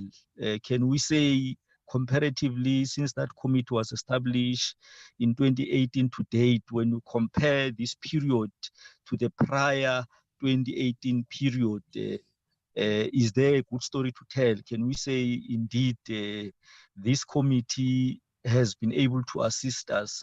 Are we able to crack, I think, some of these crimes? Are we able to win this battle against these financial crimes? Thanks, Slam. Siyathokoza, Mhlonishwa. Okay, thanks. Let me make a comment and ask a question. In the problem statement, you identify the deficiencies in terms of the legal regime, that there are loopholes in terms of the legislative framework which is there. But if I look here at the FICA Act, it has been amended, I think, once or twice, I'm not sure. In the object of that act, it says that to establish a financial intelligence center, counter money laundering advisory council in order to combat money laundering activities and the financing of terrorists and related activities, to impose certain duties on institutions and other persons who might be used for money laundering purposes, and the financing of terrorists and related activities, to clarify the application of the Act in relation to other laws, to provide for the sharing of information by the center and supervisory bodies, to provide for the issuance of directives by the center and supervisory bodies, to provide for the registration of accountable and reporting institutions, to provide for the roles and responsibilities of supervisory bodies, to provide for written arrangements relating to the respective roles and responsibilities of the center and supervisory bodies, to provide the center and supervisory bodies with powers to conduct inspection, to regulate certain applications to court, to provide for administrative sanctions that may be imposed by the center and supervisory bodies, to establish an appeal board to hear appeals against decisions of the center or supervisory bodies, to amend the Prevention of Organized Crime Act 1998 and the Promotion of Access to Information Act 2000, and to provide for matters connected therewith. So with all this in the objectives of the Act, are we not able to deal with money laundering and deal with issues of terrorist-related activities. I just want to understand when you say there are deficiencies in the Act, because this Act has also been amended at some stage because maybe it was not tight enough. Which legislations are deficient, so that we should not say there are deficiencies in the laws without mentioning those acts, because the FICA Act on its own is so clear as to what is it that the state should do. And I think if we can do what is contained in the object of a FICA Act, we can be able to deal with some of the issues that are raised here. And if you say that criminal enterprises channel their proceeds through trusts and companies, how do they conduct those transactions? Because a company on its own, as a juristic person, can't conduct a transaction. A director or a signatory of that company is the one who conducts the transaction, the channeling of money, withdrawal, deposit, and so on. And all of us who are here in this platform, we have got bank accounts. Somewhere December, if I'm not mistaken, I think it was November. I was busy with arranging. It was after the funeral of my younger sister. So, no, it was during the funeral of my younger sister. There was money that I have to get from a burial society to pay for funeral activities. My bank account was blocked. And when I called my banker, she said, no, you haven't submitted the municipal statement, the latest one, you haven't submitted your salary statement from parliament, and so on and so on. So I had to go to the municipality to get the statement, call parliament to send me a salary advice. And I'm not a terrorist. And I don't think the APSA was suspecting that I'm a terrorist. But it was because they were saying that the statements, the information that they have at their disposal was outdated. So how do these other companies that conduct criminal activities through trusts and companies do that with all these tight regulations when it comes to doing banking in South Africa? Because wherever you go, even when you have to buy a car, there has to be FICA requirements that you must go through. So just explain in simple terms as to how does this happen? I'm not sure if the registrar of banks or whosoever from prudential authorities in the platform, that how possible is this, because they deal with the banks on a daily basis. And lastly, the NPA.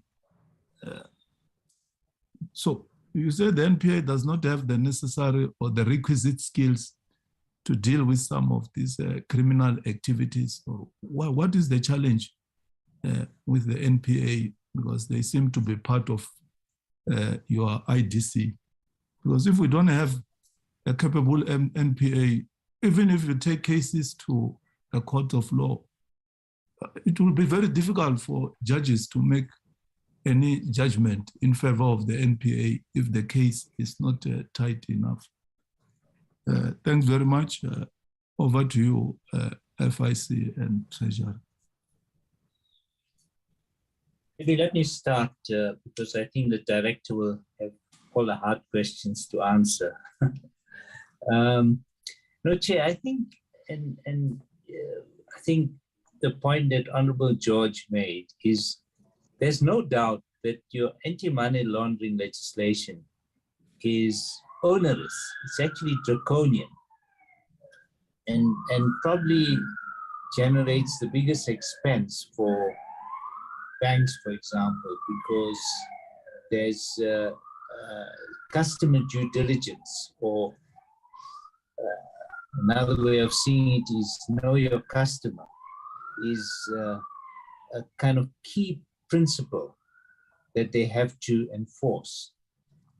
And Chair, and there's many issues. I mean, when we amended the Act in 2015, this frustration, Chair, that you feel that they want your municipal account, they want this, is actually the lazy way for institutions to proceed. And we changed the law so that, and the FIC colleagues can come in on exactly how we changed it. But to move away from this thing of 2 documents and then you're okay. They need to take a risk-based approach, and really they act smarter. They don't really need to do all of that. And certainly your salary, Chair, would be well known, you from Parliament and so on. So I think it can be annoying. And I think, as Honorable George has also put it, there's a lot of hurdles in a sense for the person in the street to fill in this form, that form, etc.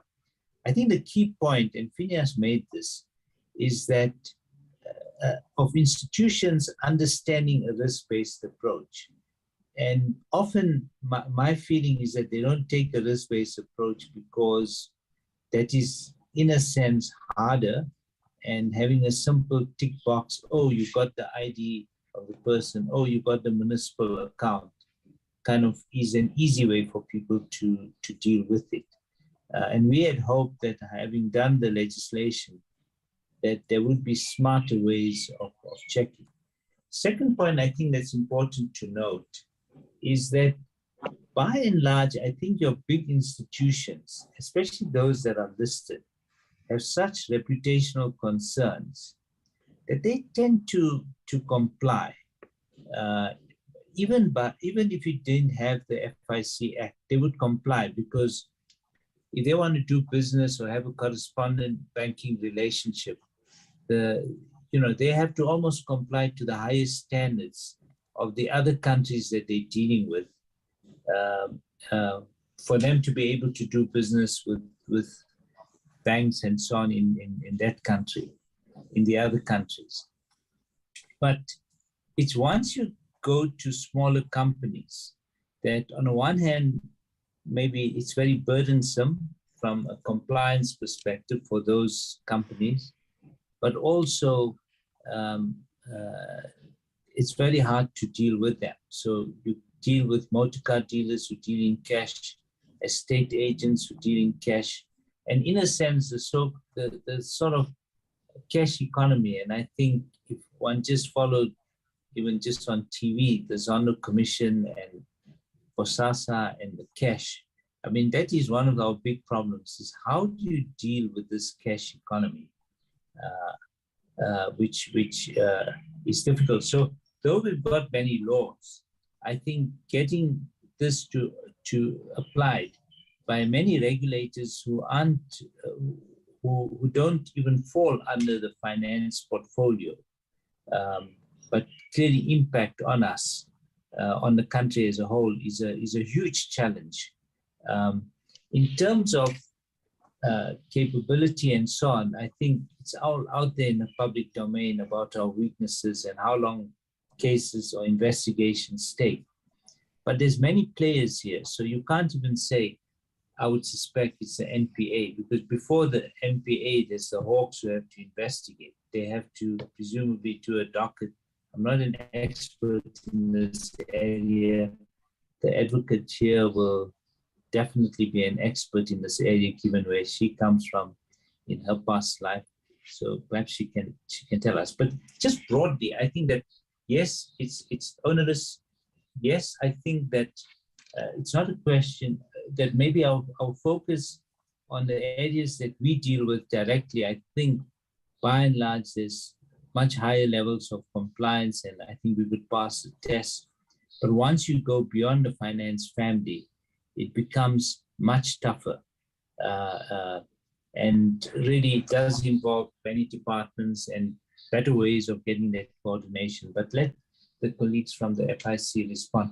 I just want to make the point, and before they come in, they cannot tell us, Honorable Abram, for example, much on STRs. They can't tell the Treasury. So even we generally, I mean, not generally, we don't ever see STRs. In fact, I only remember one STR that was ever leaked, or two rather, that came in the papers, one involving SARS, one involving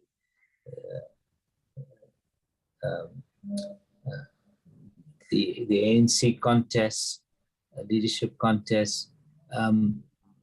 But beyond those, you don't see anything. So it's just what's out in the public domain that someone has leaked, and it's illegal to leak and to alert. So I think the colleagues from the FIC can't really tell us, and they don't tell anybody from what I know. So people can be assured in that respect. But to the extent that anyone has broken the law and alerting, I don't think that by just closing an account, and we dealt with this when we dealt with the Financial Sector Regulation Act, that we want people to have the right to banking and not be excluded, and especially poor customers. And the way banks close accounts, we introduced some basic standards, which now FSCA has some powers. But by and large, it is very difficult to get in between any contractual relationship between bank and customer. And it's actually illegal. We don't have the power beyond what the regulation that we put. So if one company decides to terminate services, well, I guess it's contractual law, and I wouldn't imagine that by itself would be breaking the law, but let the FIC answer that. Just the last point I would like to make is that, criminals are very clever, and they know how and where the weaknesses in the system is, and how to go around us, and how to use the cash economy. So it becomes very difficult for us to actually make sure that our focus is in the right place. But we definitely need a more agile criminal prosecution system. But let me say that beyond the prosecution system, there's a lot of administrative powers we do have, which I don't believe we've used enough to recover funds and so on. But at the end of the day, when it comes to the major issues, I mean, the FIC can comment, they work with, most money laundering you pick up through the banking system. And so they have this institution called SAMBIT and so on to try and counter that. But I think, as was said by the director of FINIAS, the challenge is once they have the intelligence and they've conveyed it to the right authorities, what happens with that? Is there action? That's often the big issue that we need to take into account. Just on the mutual evaluation process, I think it was Honorable Abrams who asked, and apologies for the late presentation. Let me personally take responsibility. I know the colleagues in FIC had submitted something, and we submitted the same thing, but we just tried to make it easier, but apologies. It is our fault.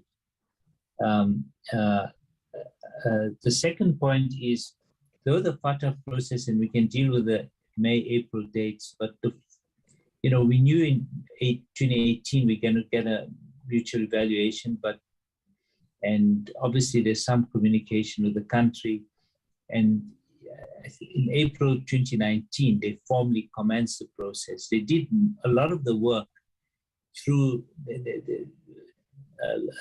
lots of virtual link-ups, but they paid a site visit. If I remember correctly, it was November or December 2020. And the problem was then in the follow-up, the way FATF works is that it has these massive plenaries.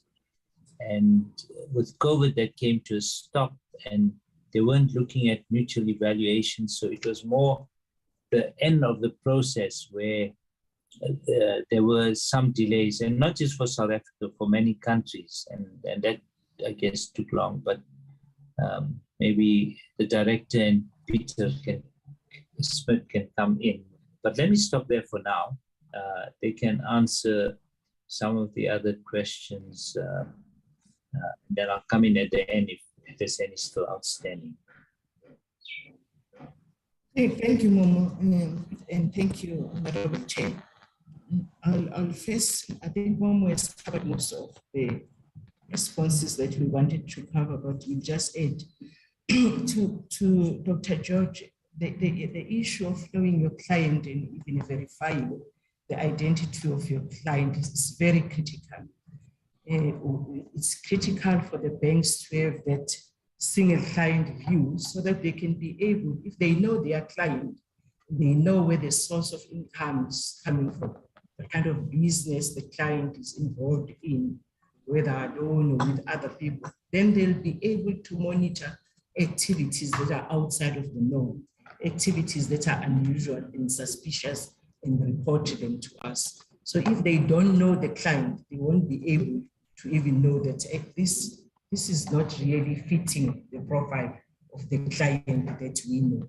They won't be able to report to us, and we will just close shop. But it is, you are very much right. We need now to move from the rule-based approach that Momo is referring to and really focus on the risk-based approach and deal with critical matters. And this report is saying exactly that. On the issue of Honorable Mabileta, if I'm pronouncing it correctly, apologies if I'm not. I'm hoping that with the National Anti-Corruption Strategy that has been adopted, I think, a year ago by Cabinet, we'll be able to address a number of deficiencies when it comes to our fight against corruption. There are a lot of activities happening in the ECCT, in the Fusion Center. Momo is mentioning the summit, but that strategy will be able to really assist us in addressing issues of beneficial ownership, in addressing issues of whistleblowers, and in coming up with a framework to say what kind of a framework really will assist in, do we really need one body, or what is it that we need from the multiple bodies that we are having that are mandated to fight corruption in order to be able to be successful and fight it effectively. On the issue of that was raised by Honorable Abraham on the delays, there were no delays, as Momo is saying. We had an on-site visit. The FATF assessors were here in the country. They met everyone. There was no rush. The problem was when it came to the discussion of our report, the plenary meeting of FATF to discuss our report. We had never in the history of FATF have a hybrid model where our report is discussed and we are not in Paris. It's a Paris-based organization. So we had to say to FATF, we are not ready until FATF comes up with the rules on how to run a virtual plenary, so that we don't feel really that the process has been compromised because we're not there. So when those rules were finalized, then we were able to say we are ready, we are available, in our report was discussed, and we were happy with the process, and the report really speaks to things that we know that they exist in our country as challenges. When it comes to the issue of the Zondo Commission, are we working with the Zondo Commission, or we worked with the Zondo Commission? We have worked with the Zondo Commission, and we have shared a lot of information with the Commission. Momo has really protected me. Thanks, Momo. I'm not really allowed to sit in front of you and say, have I looked at this case? Have I not looked at this case? But I know that there was a matter that went to the High Court that dealt with this matter. And if you look at that matter, it will tell you that the FIC really was involved. Let me say, the FIC in the criminal value chain were part of the JCPS cluster, were part of the ACCT. Our role is very, very critical. We want to support all law enforcement agencies by ensuring that when they deal with critical or high impact cases, they have the benefit of our intelligence product. And we've gone very far, especially with the offices of asset forfeiture unit, to say, even though we'll give you a product, but we'll try with the lawyers that we are having to even give you an affidavit so that your processes can move quicker. So we were involved in all the high impact cases that the colleagues bring to us. And in most of the cases, it's cases that they don't bring to us, but it's cases that we see ourselves and we produce a report and we say, here is the report to move. The assessment hasn't found any serious issues about the FIC. In fact, we were commended, and FATF said if we were assessing the FIC only, we wouldn't really be sitting and having a long debate, because we are happy with what the FIC is producing. The problem that the assessors were not really happy with is that we produce an intelligence report, we share it with law enforcement agencies, and in the majority of the cases, such reports are not being utilized. And I don't blame really the law enforcement agencies, because they are, if you look at the report, it will tell you the capacity of the ops at the time of the on-site. What was the capacity, Phineas? They were less than 50% of their capacity. They were 3,000. So they had 3,500 vacancies. So if you see to such vacancies, instead of really prioritizing what the FIC is bringing to you, you prioritize what is already registered in a case docket that is in front of you. The prosecution, I don't know how long was the prosecution complaining about the resources. They were just assisted with the resources recent. And I don't even think those resources are sufficient. When at the time I was still in the NPA, we were talking about 2 prosecutors report. If you can ask the NDPP whether she does have 2 prosecutors report, I'm not sure. So when you deal with money laundering cases, you deal with the number of entities involved, plus the criminals who are very much organized. So it's very important that we ensure that we have a dedicated pool that is sufficiently capacitated and has all the right skills to be able to deal with such cases. But those are the things that will be addressed with, by our strategy. On the issue of the Inspector General, the spaza shops, and the issues of Honorable Skosani, I will ask my colleague Peter to really respond to them, and then other questions will be taken by Phineas and Christopher. Thank you.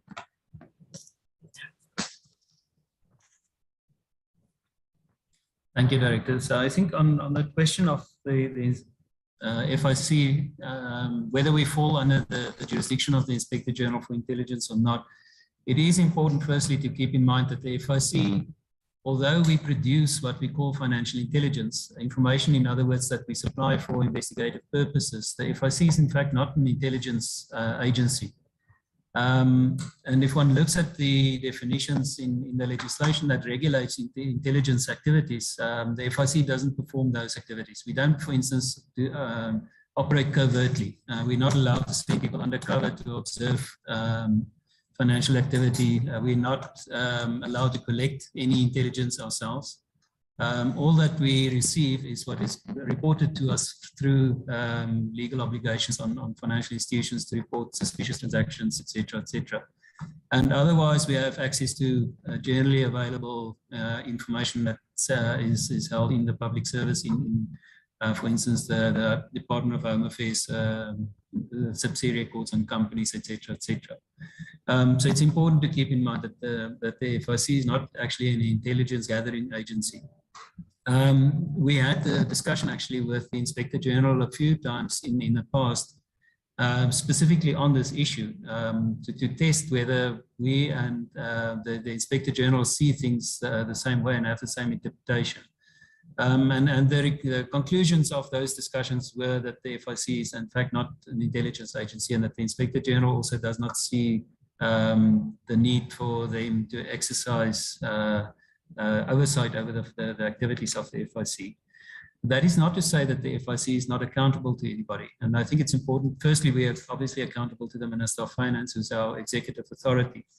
But the FIC also accounts on a regular basis to yourselves, the Standing Committee on Finance. When we are called and invited, in the past we have done so, to present our annual reports, our performance information, our budget information, basically everything that we can report publicly on our operations. But on occasion, the FIC has also been called to Parliament by the Standing Committee on Intelligence to account for the way in which the FIC conducts its operations. And this is specifically to ensure that the FIC doesn't overstep its boundaries and sort of color outside the lines of what is clearly provided for in our legislation. We can rely entirely on the partners that we work with around us, especially in the law enforcement agencies, the Crime Intelligence Agency, unit in the SAPs, and so on, for the criminal intelligence work that needs to complement the FIC's work. So I hope that is a good clarification. I just wanted to pick up on also the question on the closure of the OPA and Gupta accounts and whether that was tipping off, and the consequences that the closure of those accounts had, for instance, for us and the work that the FIC does. The view that we looked very carefully at this at the time, and in the discussions that became clear to us in the follow-up with the banks that made the decisions to close, it was clear that those decisions of the banks were not communicated in a way to the customers, OPay company and its various affiliates and the Gupta family, by disclosing the fact that the various banks had reported anything to the FIC. If they had done that, that would have been tipping off. If they told the customer that, listen, I've reported your business to the FIC, I can no longer do business with you, therefore I'm closing this account. That would have been tipping off, but that was in fact not what happened in the cases. Most of the banks, what they told us was that they did not feel they could adequately continue managing the risks that the bank itself may become involved in criminal activity by its association with the account holders. And therefore the banks decided to step away. We, in no unclear terms, actually told the banks that we don't appreciate the process of them closing accounts for customers, because that comes to the next point on our ability to freeze funds. We cannot freeze funds once an account is closed and the money has been taken out of that account. And that is in fact what happened in this case with OPay and with the large amounts of money that left the country before we could get control of those funds, put in place the freezing orders that the FIC can do and allow our processes, for instance, the asset forfeiture applications to take over to bring the right applications in court and to freeze the funds and bring forfeiture applications and so on. We believe it was actually a premature step that took away that option for us to step in and take control of the funds when the opportunity was there. So this is in fact not a behavior that the FIC encourages, and quite to the contrary. We actually are very clear when we speak to banks that we do not accept a bank's explanation very easily that it's the last resort, that they cannot keep an account for an account holder, because it jeopardizes the FIC's own work as well. I think that also touches on what Momo mentioned earlier and the questions from Honorable George and from the chairperson. With the current legislation that's now in place, institutions such as a bank must assess the risk and they must apply a risk-based approach. They are not allowed to treat all customers the same. They must differentiate which customers are low risk, that they can allow to continue with their business more freely with less questions asked. They need to know some information because they can't deal with anonymous customers, but then can focus on the high risk customers, which in this case the bank should have done. In the way that we've been discussing this, especially with our colleagues in the Prudential Authority and the other supervisors, is also to carry the message across to them that when they inspect banks, they must expect the bank to apply a risk-based approach. And if a bank doesn't, then the bank is in fact not complying with its legal obligations. But as we know, behavior changes slowly. Banks haven't quite adapted to this process of implementation yet, especially for customers that they've had on their books for years now. The incentives to change, I think, needs to come from the pressure that the supervisors place on those institutions. There was one question that I think that also links to the question of the spaza shops, because again, in the promotion of financial inclusion, that is a key and stated government policy that is driven by the National Treasury. The FIC by no means should get in the way of the implementation of that policy. In fact, it's in our benefit as the FIC to have more people within the banking system, as I explained just now. So there are many reasons why people operate still in a cash economy. For instance, with spaza shops, if the customers of the spaza shop only deal in cash, then the spaza shop doesn't have a need for a bank account because it's going to receive cash from its customers and vice versa. So it becomes sort of a mutually reinforcing problem. Those are really key policy questions that South Africa still needs to grapple with.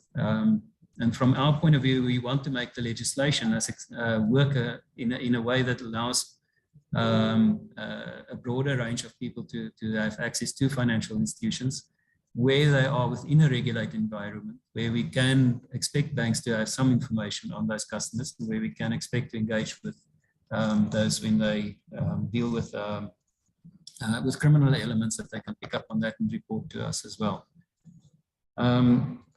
Yeah, I think those are all the questions I wanted to deal with. Thank you. Can you hand over?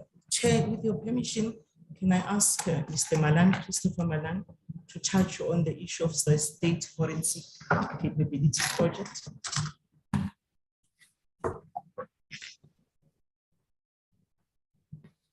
Morning, Chairperson, honourable members, colleagues. The issue of the capacity of the state in the area of forensic capability is one that is currently a working project in the ACTT. I have the privilege of being asked to lead that working group, and we are pleased to inform the members that the report is being finalized. It will be sent to the Secretariat soon, and it will be heard on the 23rd of February by the principals. The underlying issue is really that in order to have effective investigation and prosecutions, the evidentiary leg is critical. And what we find is, notwithstanding the best intentions and efforts of our investigators, the matters that are of the highest concern in the state capture area involved highly complex issues, complex structures, companies, and a level of complexity that needs an evidentiary response that matches it. And the issue is that due to a lack of serious forensic capability, you find that investigations tend to drag on. And furthermore, that if the evidence is not gathered appropriately, the prosecutors cannot proceed into the prosecution leg of a matter. And most importantly, the assets, we cannot identify the assets to pursue asset recovery. The nub of the issue is that the forensic capability in the state within the ACTT is very low. It is in a nascent state. There are low numbers of people that are skilled in forensics in each and every one of the ACTT partners. The upshot of the issue is we are proposing that there be a state forensic capability be established and endorsed and funded that would look at the high-end matters, impactful matters, mainly related to state capture, to provide the very important transmission mechanisms from information gathering and the conversion of that into forensic evidence so that we could truncate and shorten the time taken to investigate properly, and to ensure the evidence is there to enable the prosecution leg to commence. And once commenced, to commence with all the forensic evidence available, utilizing the specialist capability. One last point is that in the forensic cycle, what we tend to find currently is that the state is expending within the ACT partnership a large amount of money on private sector forensic capability, because just of the nature of the extent of work needed. And because the state doesn't have the capacity itself, we find that in one big matter, there could be 3 or 4 forensic instructions underway. It's not been coordinated nor managed. You then have these forensic outcomes being put on the table as completed products, but they don't talk to each other, they're not integrated, they do not carry forward a holistic theme to prosecute successfully. So we hope that with this proposal, we'll be able to establish some capacity within the ACTT. And the purpose of this capacity is to service the ACTT partners to deal with high impact critical matters, essentially in the area of state capture and corruption. Thank you. Thank you, Chair. Chair, Mr. Milongo will deal with the laws that require amendments as well as the composition of the interdepartmental working group. That's the last question, Chair. We have covered everything. Genius. Okay, thank you, Chair, and then thanks to the honorable members for the questions. Maybe before I deal with these 2 ones, just want to address one question which was raised in relation to whether or not the identification requirements in the FIC Act pose challenges for ordinary citizens. And I think here we need to look at it 2 pieces, and I'll give a practical example. So if you walk into a bank, then you give them your smart ID or the green ID, and then they have your fingerprint that they can verify with Home Affairs. So they would know that the person standing before them is who they say, who that person says they are. So it's okay there. Now the challenge becomes when now you want to not identify, but verify the identity of a legal person, which would be a company, or a legal arrangement, which would be a trust. So in that case, then the person opening the account will then provide all the documentation that they would have received from a competent authority. If it's a company, that will be coming from the CIPC, and then of course, if it's a trust, then it will be coming from the master of the High Court. Now, what then would they use to verify the documents that are presented before them? And this is the challenge we spoke about earlier in relation to beneficial ownership. Because at the moment, the Companies Act, as well as the Trust Control Property Act, do not specifically or explicitly require that information on beneficial owners, like the warm bodies that actually own and control the company. That information needs to be provided to the SIPs or the masters. And secondly, as a consequence, then there is no database similar to oversimplify, the one that Home Affairs would have on citizens, from which then verification can be made. As a result of that, then you are left to rely on self-declarations. And the chances are that where someone creates an enterprise, which is solely created for nefarious activities, then the likelihood of disguising the true identity as well as the intended purpose when they enter into that relationship with the bank is very high, and depending on the systems that you have. So that is where the challenge is. And you've seen this, the number of typologies in the country where companies have actually been abused for this point. Some actually set themselves up for purposes of rampaging through, the government institutions, state-owned enterprises, and we saw in the private sector as well, Steinhoff, VPS. If you look at all those, the challenge now for the banks as well as the law enforcement agencies is whether or not they know who are the people behind this transaction, these structures that have been created. So that is the challenge that we've been emphasizing that we need to quickly attend to. Now, let me now move to the issue of the laws. I'm just going to move quickly. I'm not going to say what in those laws needs to be dealt with, if you'd allow me, unless you want specific details which we can provide. The law that needs to be amended would be the POC-Datara Act, our terrorist financing law, in which we'll then transfer the obligations on the United Nations Security Resolution into the Financial Intelligence Center Act, because currently it has to be done through a proclamation, and it's also been done by the, I think, the Police Civil Secretariat. And, you know, it has not been, the list that comes from the UN has not been updated since 2017, since the last assessment. So that is the challenge. And within the FIC, there is already a capability of similar structure in terms of proliferation financing, which is deemed to be working very effectively. So that's it.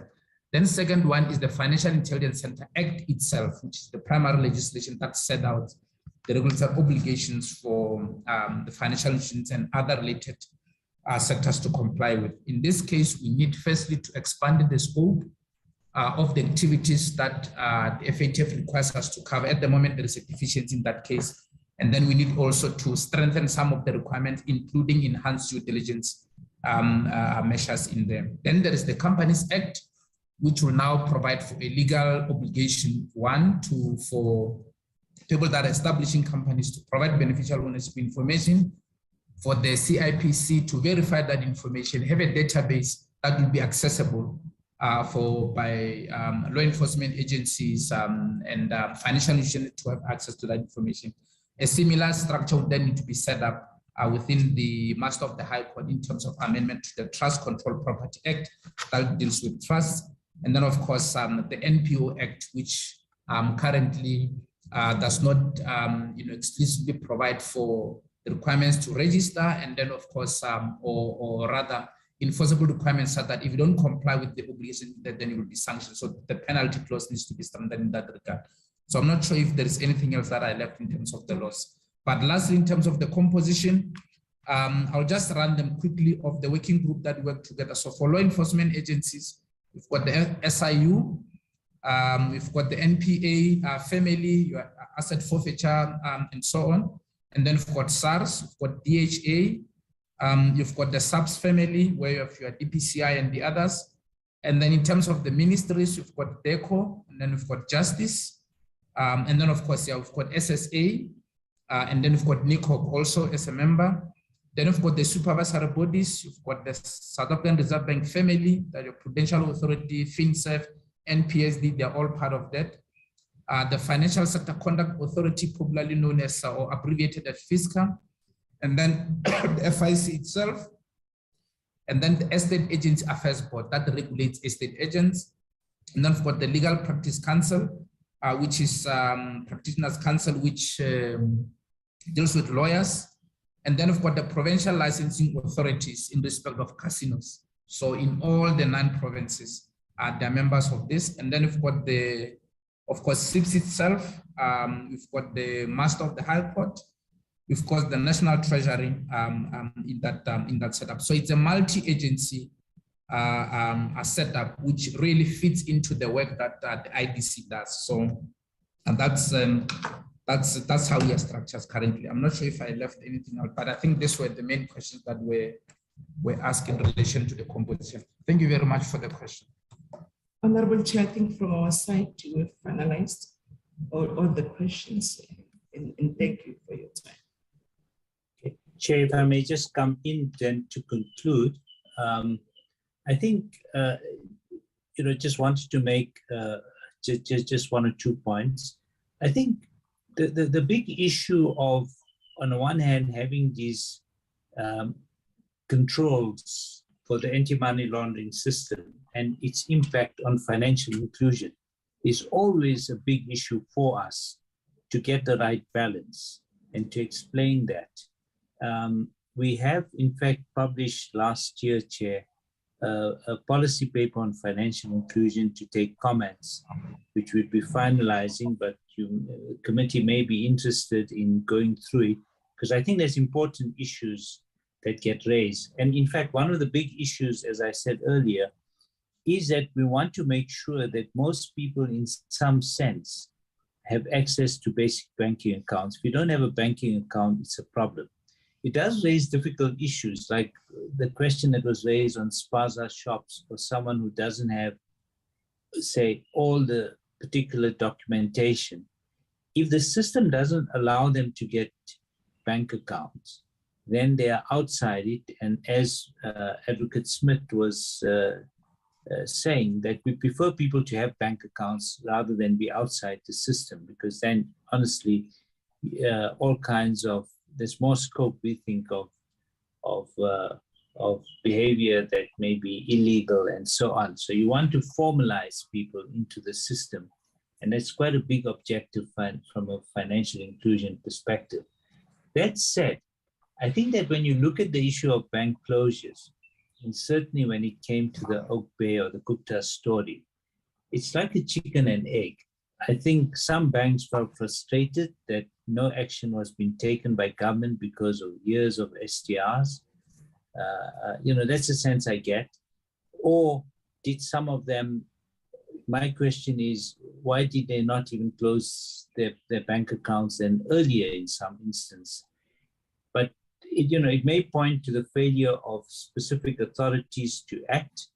And in a sense, that's why we await for what the Zondo Commission will say on that. I think it will be very useful to see how it concludes and deals with it. Just on the issue of the Inspector General, I think for me, it's a good question.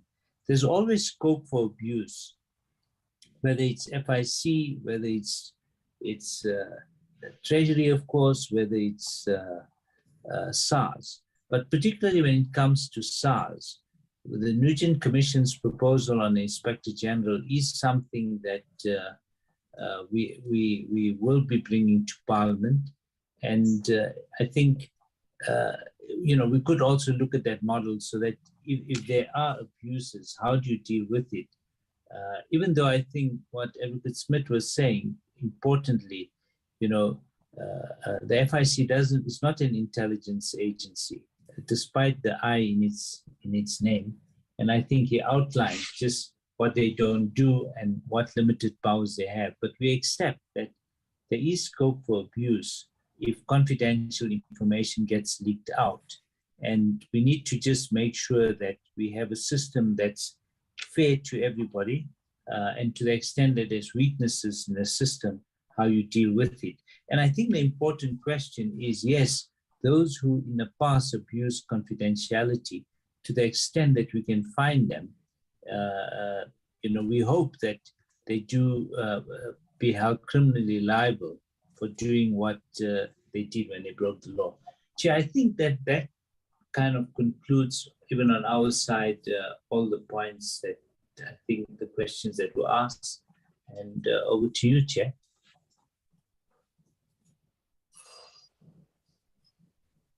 Okay, thanks. There's a follow-up question from Honorable Skosana. Mhlonishwa.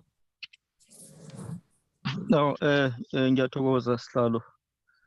I can see that all questions have been answered except mine. My question was, since the cabinet established an interdepartmental committee in 2018, which is led by the DG of the National Treasury, are there any good stories to tell? Comparatively, if we compare the period from 2018 to date with the period prior to the establishment of that committee in 2018, are there any good stories to tell? Are there things that we can pinpoint to say, yes, since we have established this interdepartmental committee, indeed, we have moved, we are able to crack these cases, we are able to achieve this and that and that. That was my question, Chenga Togos. Siyathokoza Mhlonishwa. Are we able to get the report of the IDC director and Momo will take the questions. Speaking on what this Skosana is asking. Yeah. Let me come in, Chair. Chair, I think some of the reports I think may be sensitive, so we need to check that. I mean, minutes are taken of the meeting. But I think the question that Honorable Skosana asked, I think is a good question. And we certainly don't want to come here and say we've been a roaring success and everything's working. There are really hard challenges. And part of it, as we've said, is the committee can coordinate and try and push each one to do what they're doing, and ultimately report them to their responsible ministers to the extent that it's happening or not happening. In terms of when the committee was established, the first phase, in a sense, was to get over the mutual evaluation. And I think there was a lot of cooperation from all the institutions. They were very open, provided all the information and so on. I think the challenge that we face is, whilst there's a lot of commitment to act, and yes, on the one hand, we do need to produce certain plans and finalize them, is the extent to which they are implemented. And here too, we do have problems. So, for example, the criminal justice authorities don't report to the DG of Treasury. And there are specific provisions on how they act and so on. So, there's a lot of scope for saying this bit works and the other bit doesn't work. But I would say that the next 6 months is going to be critical for that committee to oversee the plan and find a way that, though everybody is accountable to a different political principle, and ultimately to cabinet, that we actually succeed as a country. So there are challenges, and the working team is meeting. We're now meeting every week to try and develop the plan. And there's lots of meetings, but I think how that will conclude is a challenge that we face. So I don't want to say that there's a roaring success yet. It's work in progress. And we can find a way to report to the committee chair. But the issues have largely been one of coordination up to now.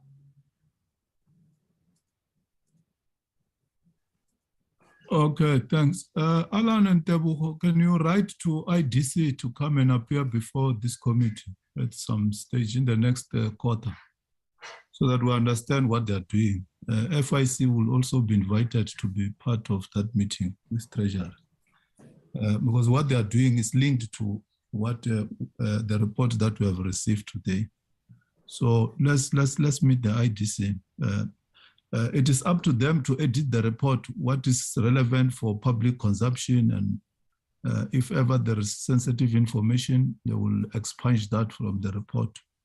But we want to understand, because there are bodies which are not here, like the NPA.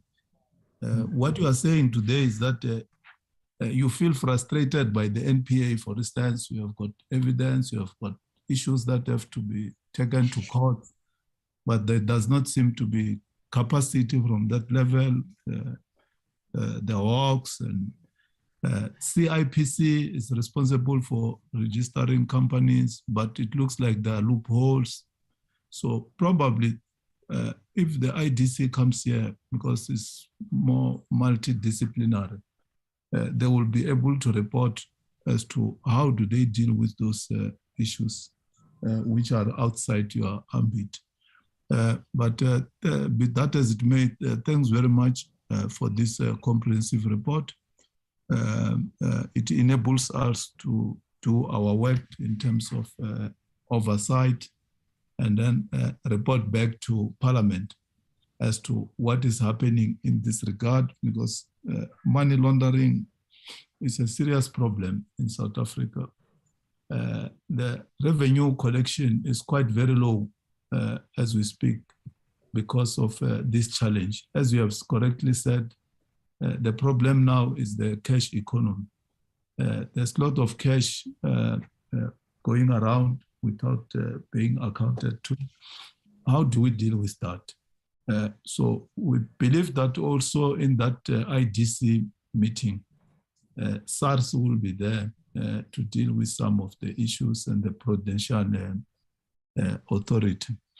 Thanks very much, honorable members, FIC team, Treasury, PBO, SCOF team from the administrative side, and other officials from Parliament, media, the public.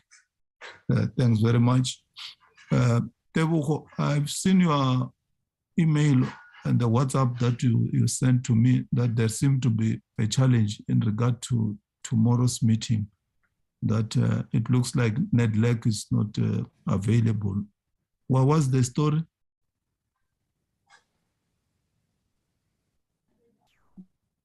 They are saying that there are internal processes that they were supposed to have made that they were not able to. And the main thing is that they haven't been able to hold the summit as proposed in 2019. We have no committee. So they said they'll send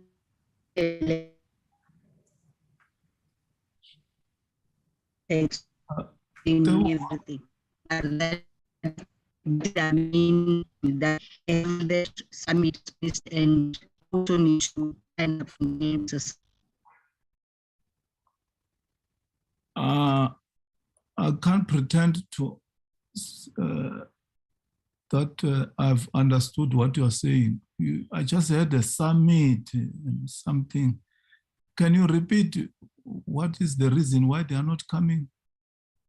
You seem to have a serious problem with the network. Can you move around and explain to us why they are not coming and what do you suggest we should do?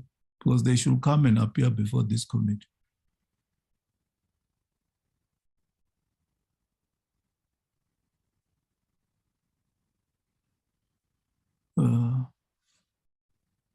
There seems to be a problem of connectivity from the side of Tebuko. Tebuko, can you hear me? Okay, we'll deal with that after this meeting. It looks like tomorrow, sir, we'll only get. Yes, I can hear you now, sir. It looks like tomorrow we'll only receive.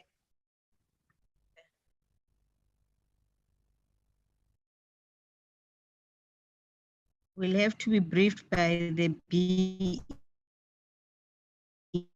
Commission only tomorrow. Where are you? Are you in Swaziland where there's a problem of connectivity? Or... I'm in Cape Town, sir, but I don't know, just always says my bandwidth is low. Sometimes it's okay. So I don't know what to do anymore. Okay. Do you have a Wi-Fi where you stay or in your office? Because you have to do something about it. No, I use my phone. Yes, I am, sir. But in the meantime, I'm using my phone as a hotspot. Oh, okay. Okay, thanks. Thanks very much, honorable members.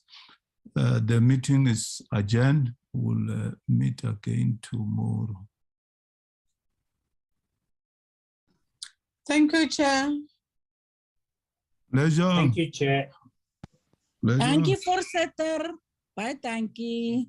It's a pleasure. Recording stopped.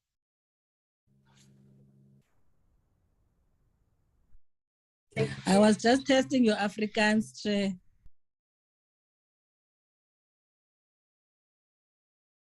Ik kan Afrikaans praten. Het is de mensen van Ooskap.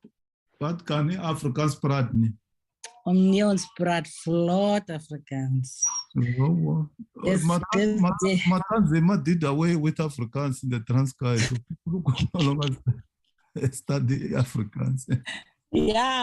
Yeah, the eastern part of the province cannot speak Afrikaans, but the old Republic of South Africa, where we are, we were. You are yourself. You are in the old Eastern Cape Provincial Administration. Yeah, the old Eastern Cape, which includes Port Elizabeth. Yeah. Oh, excluding the homelands.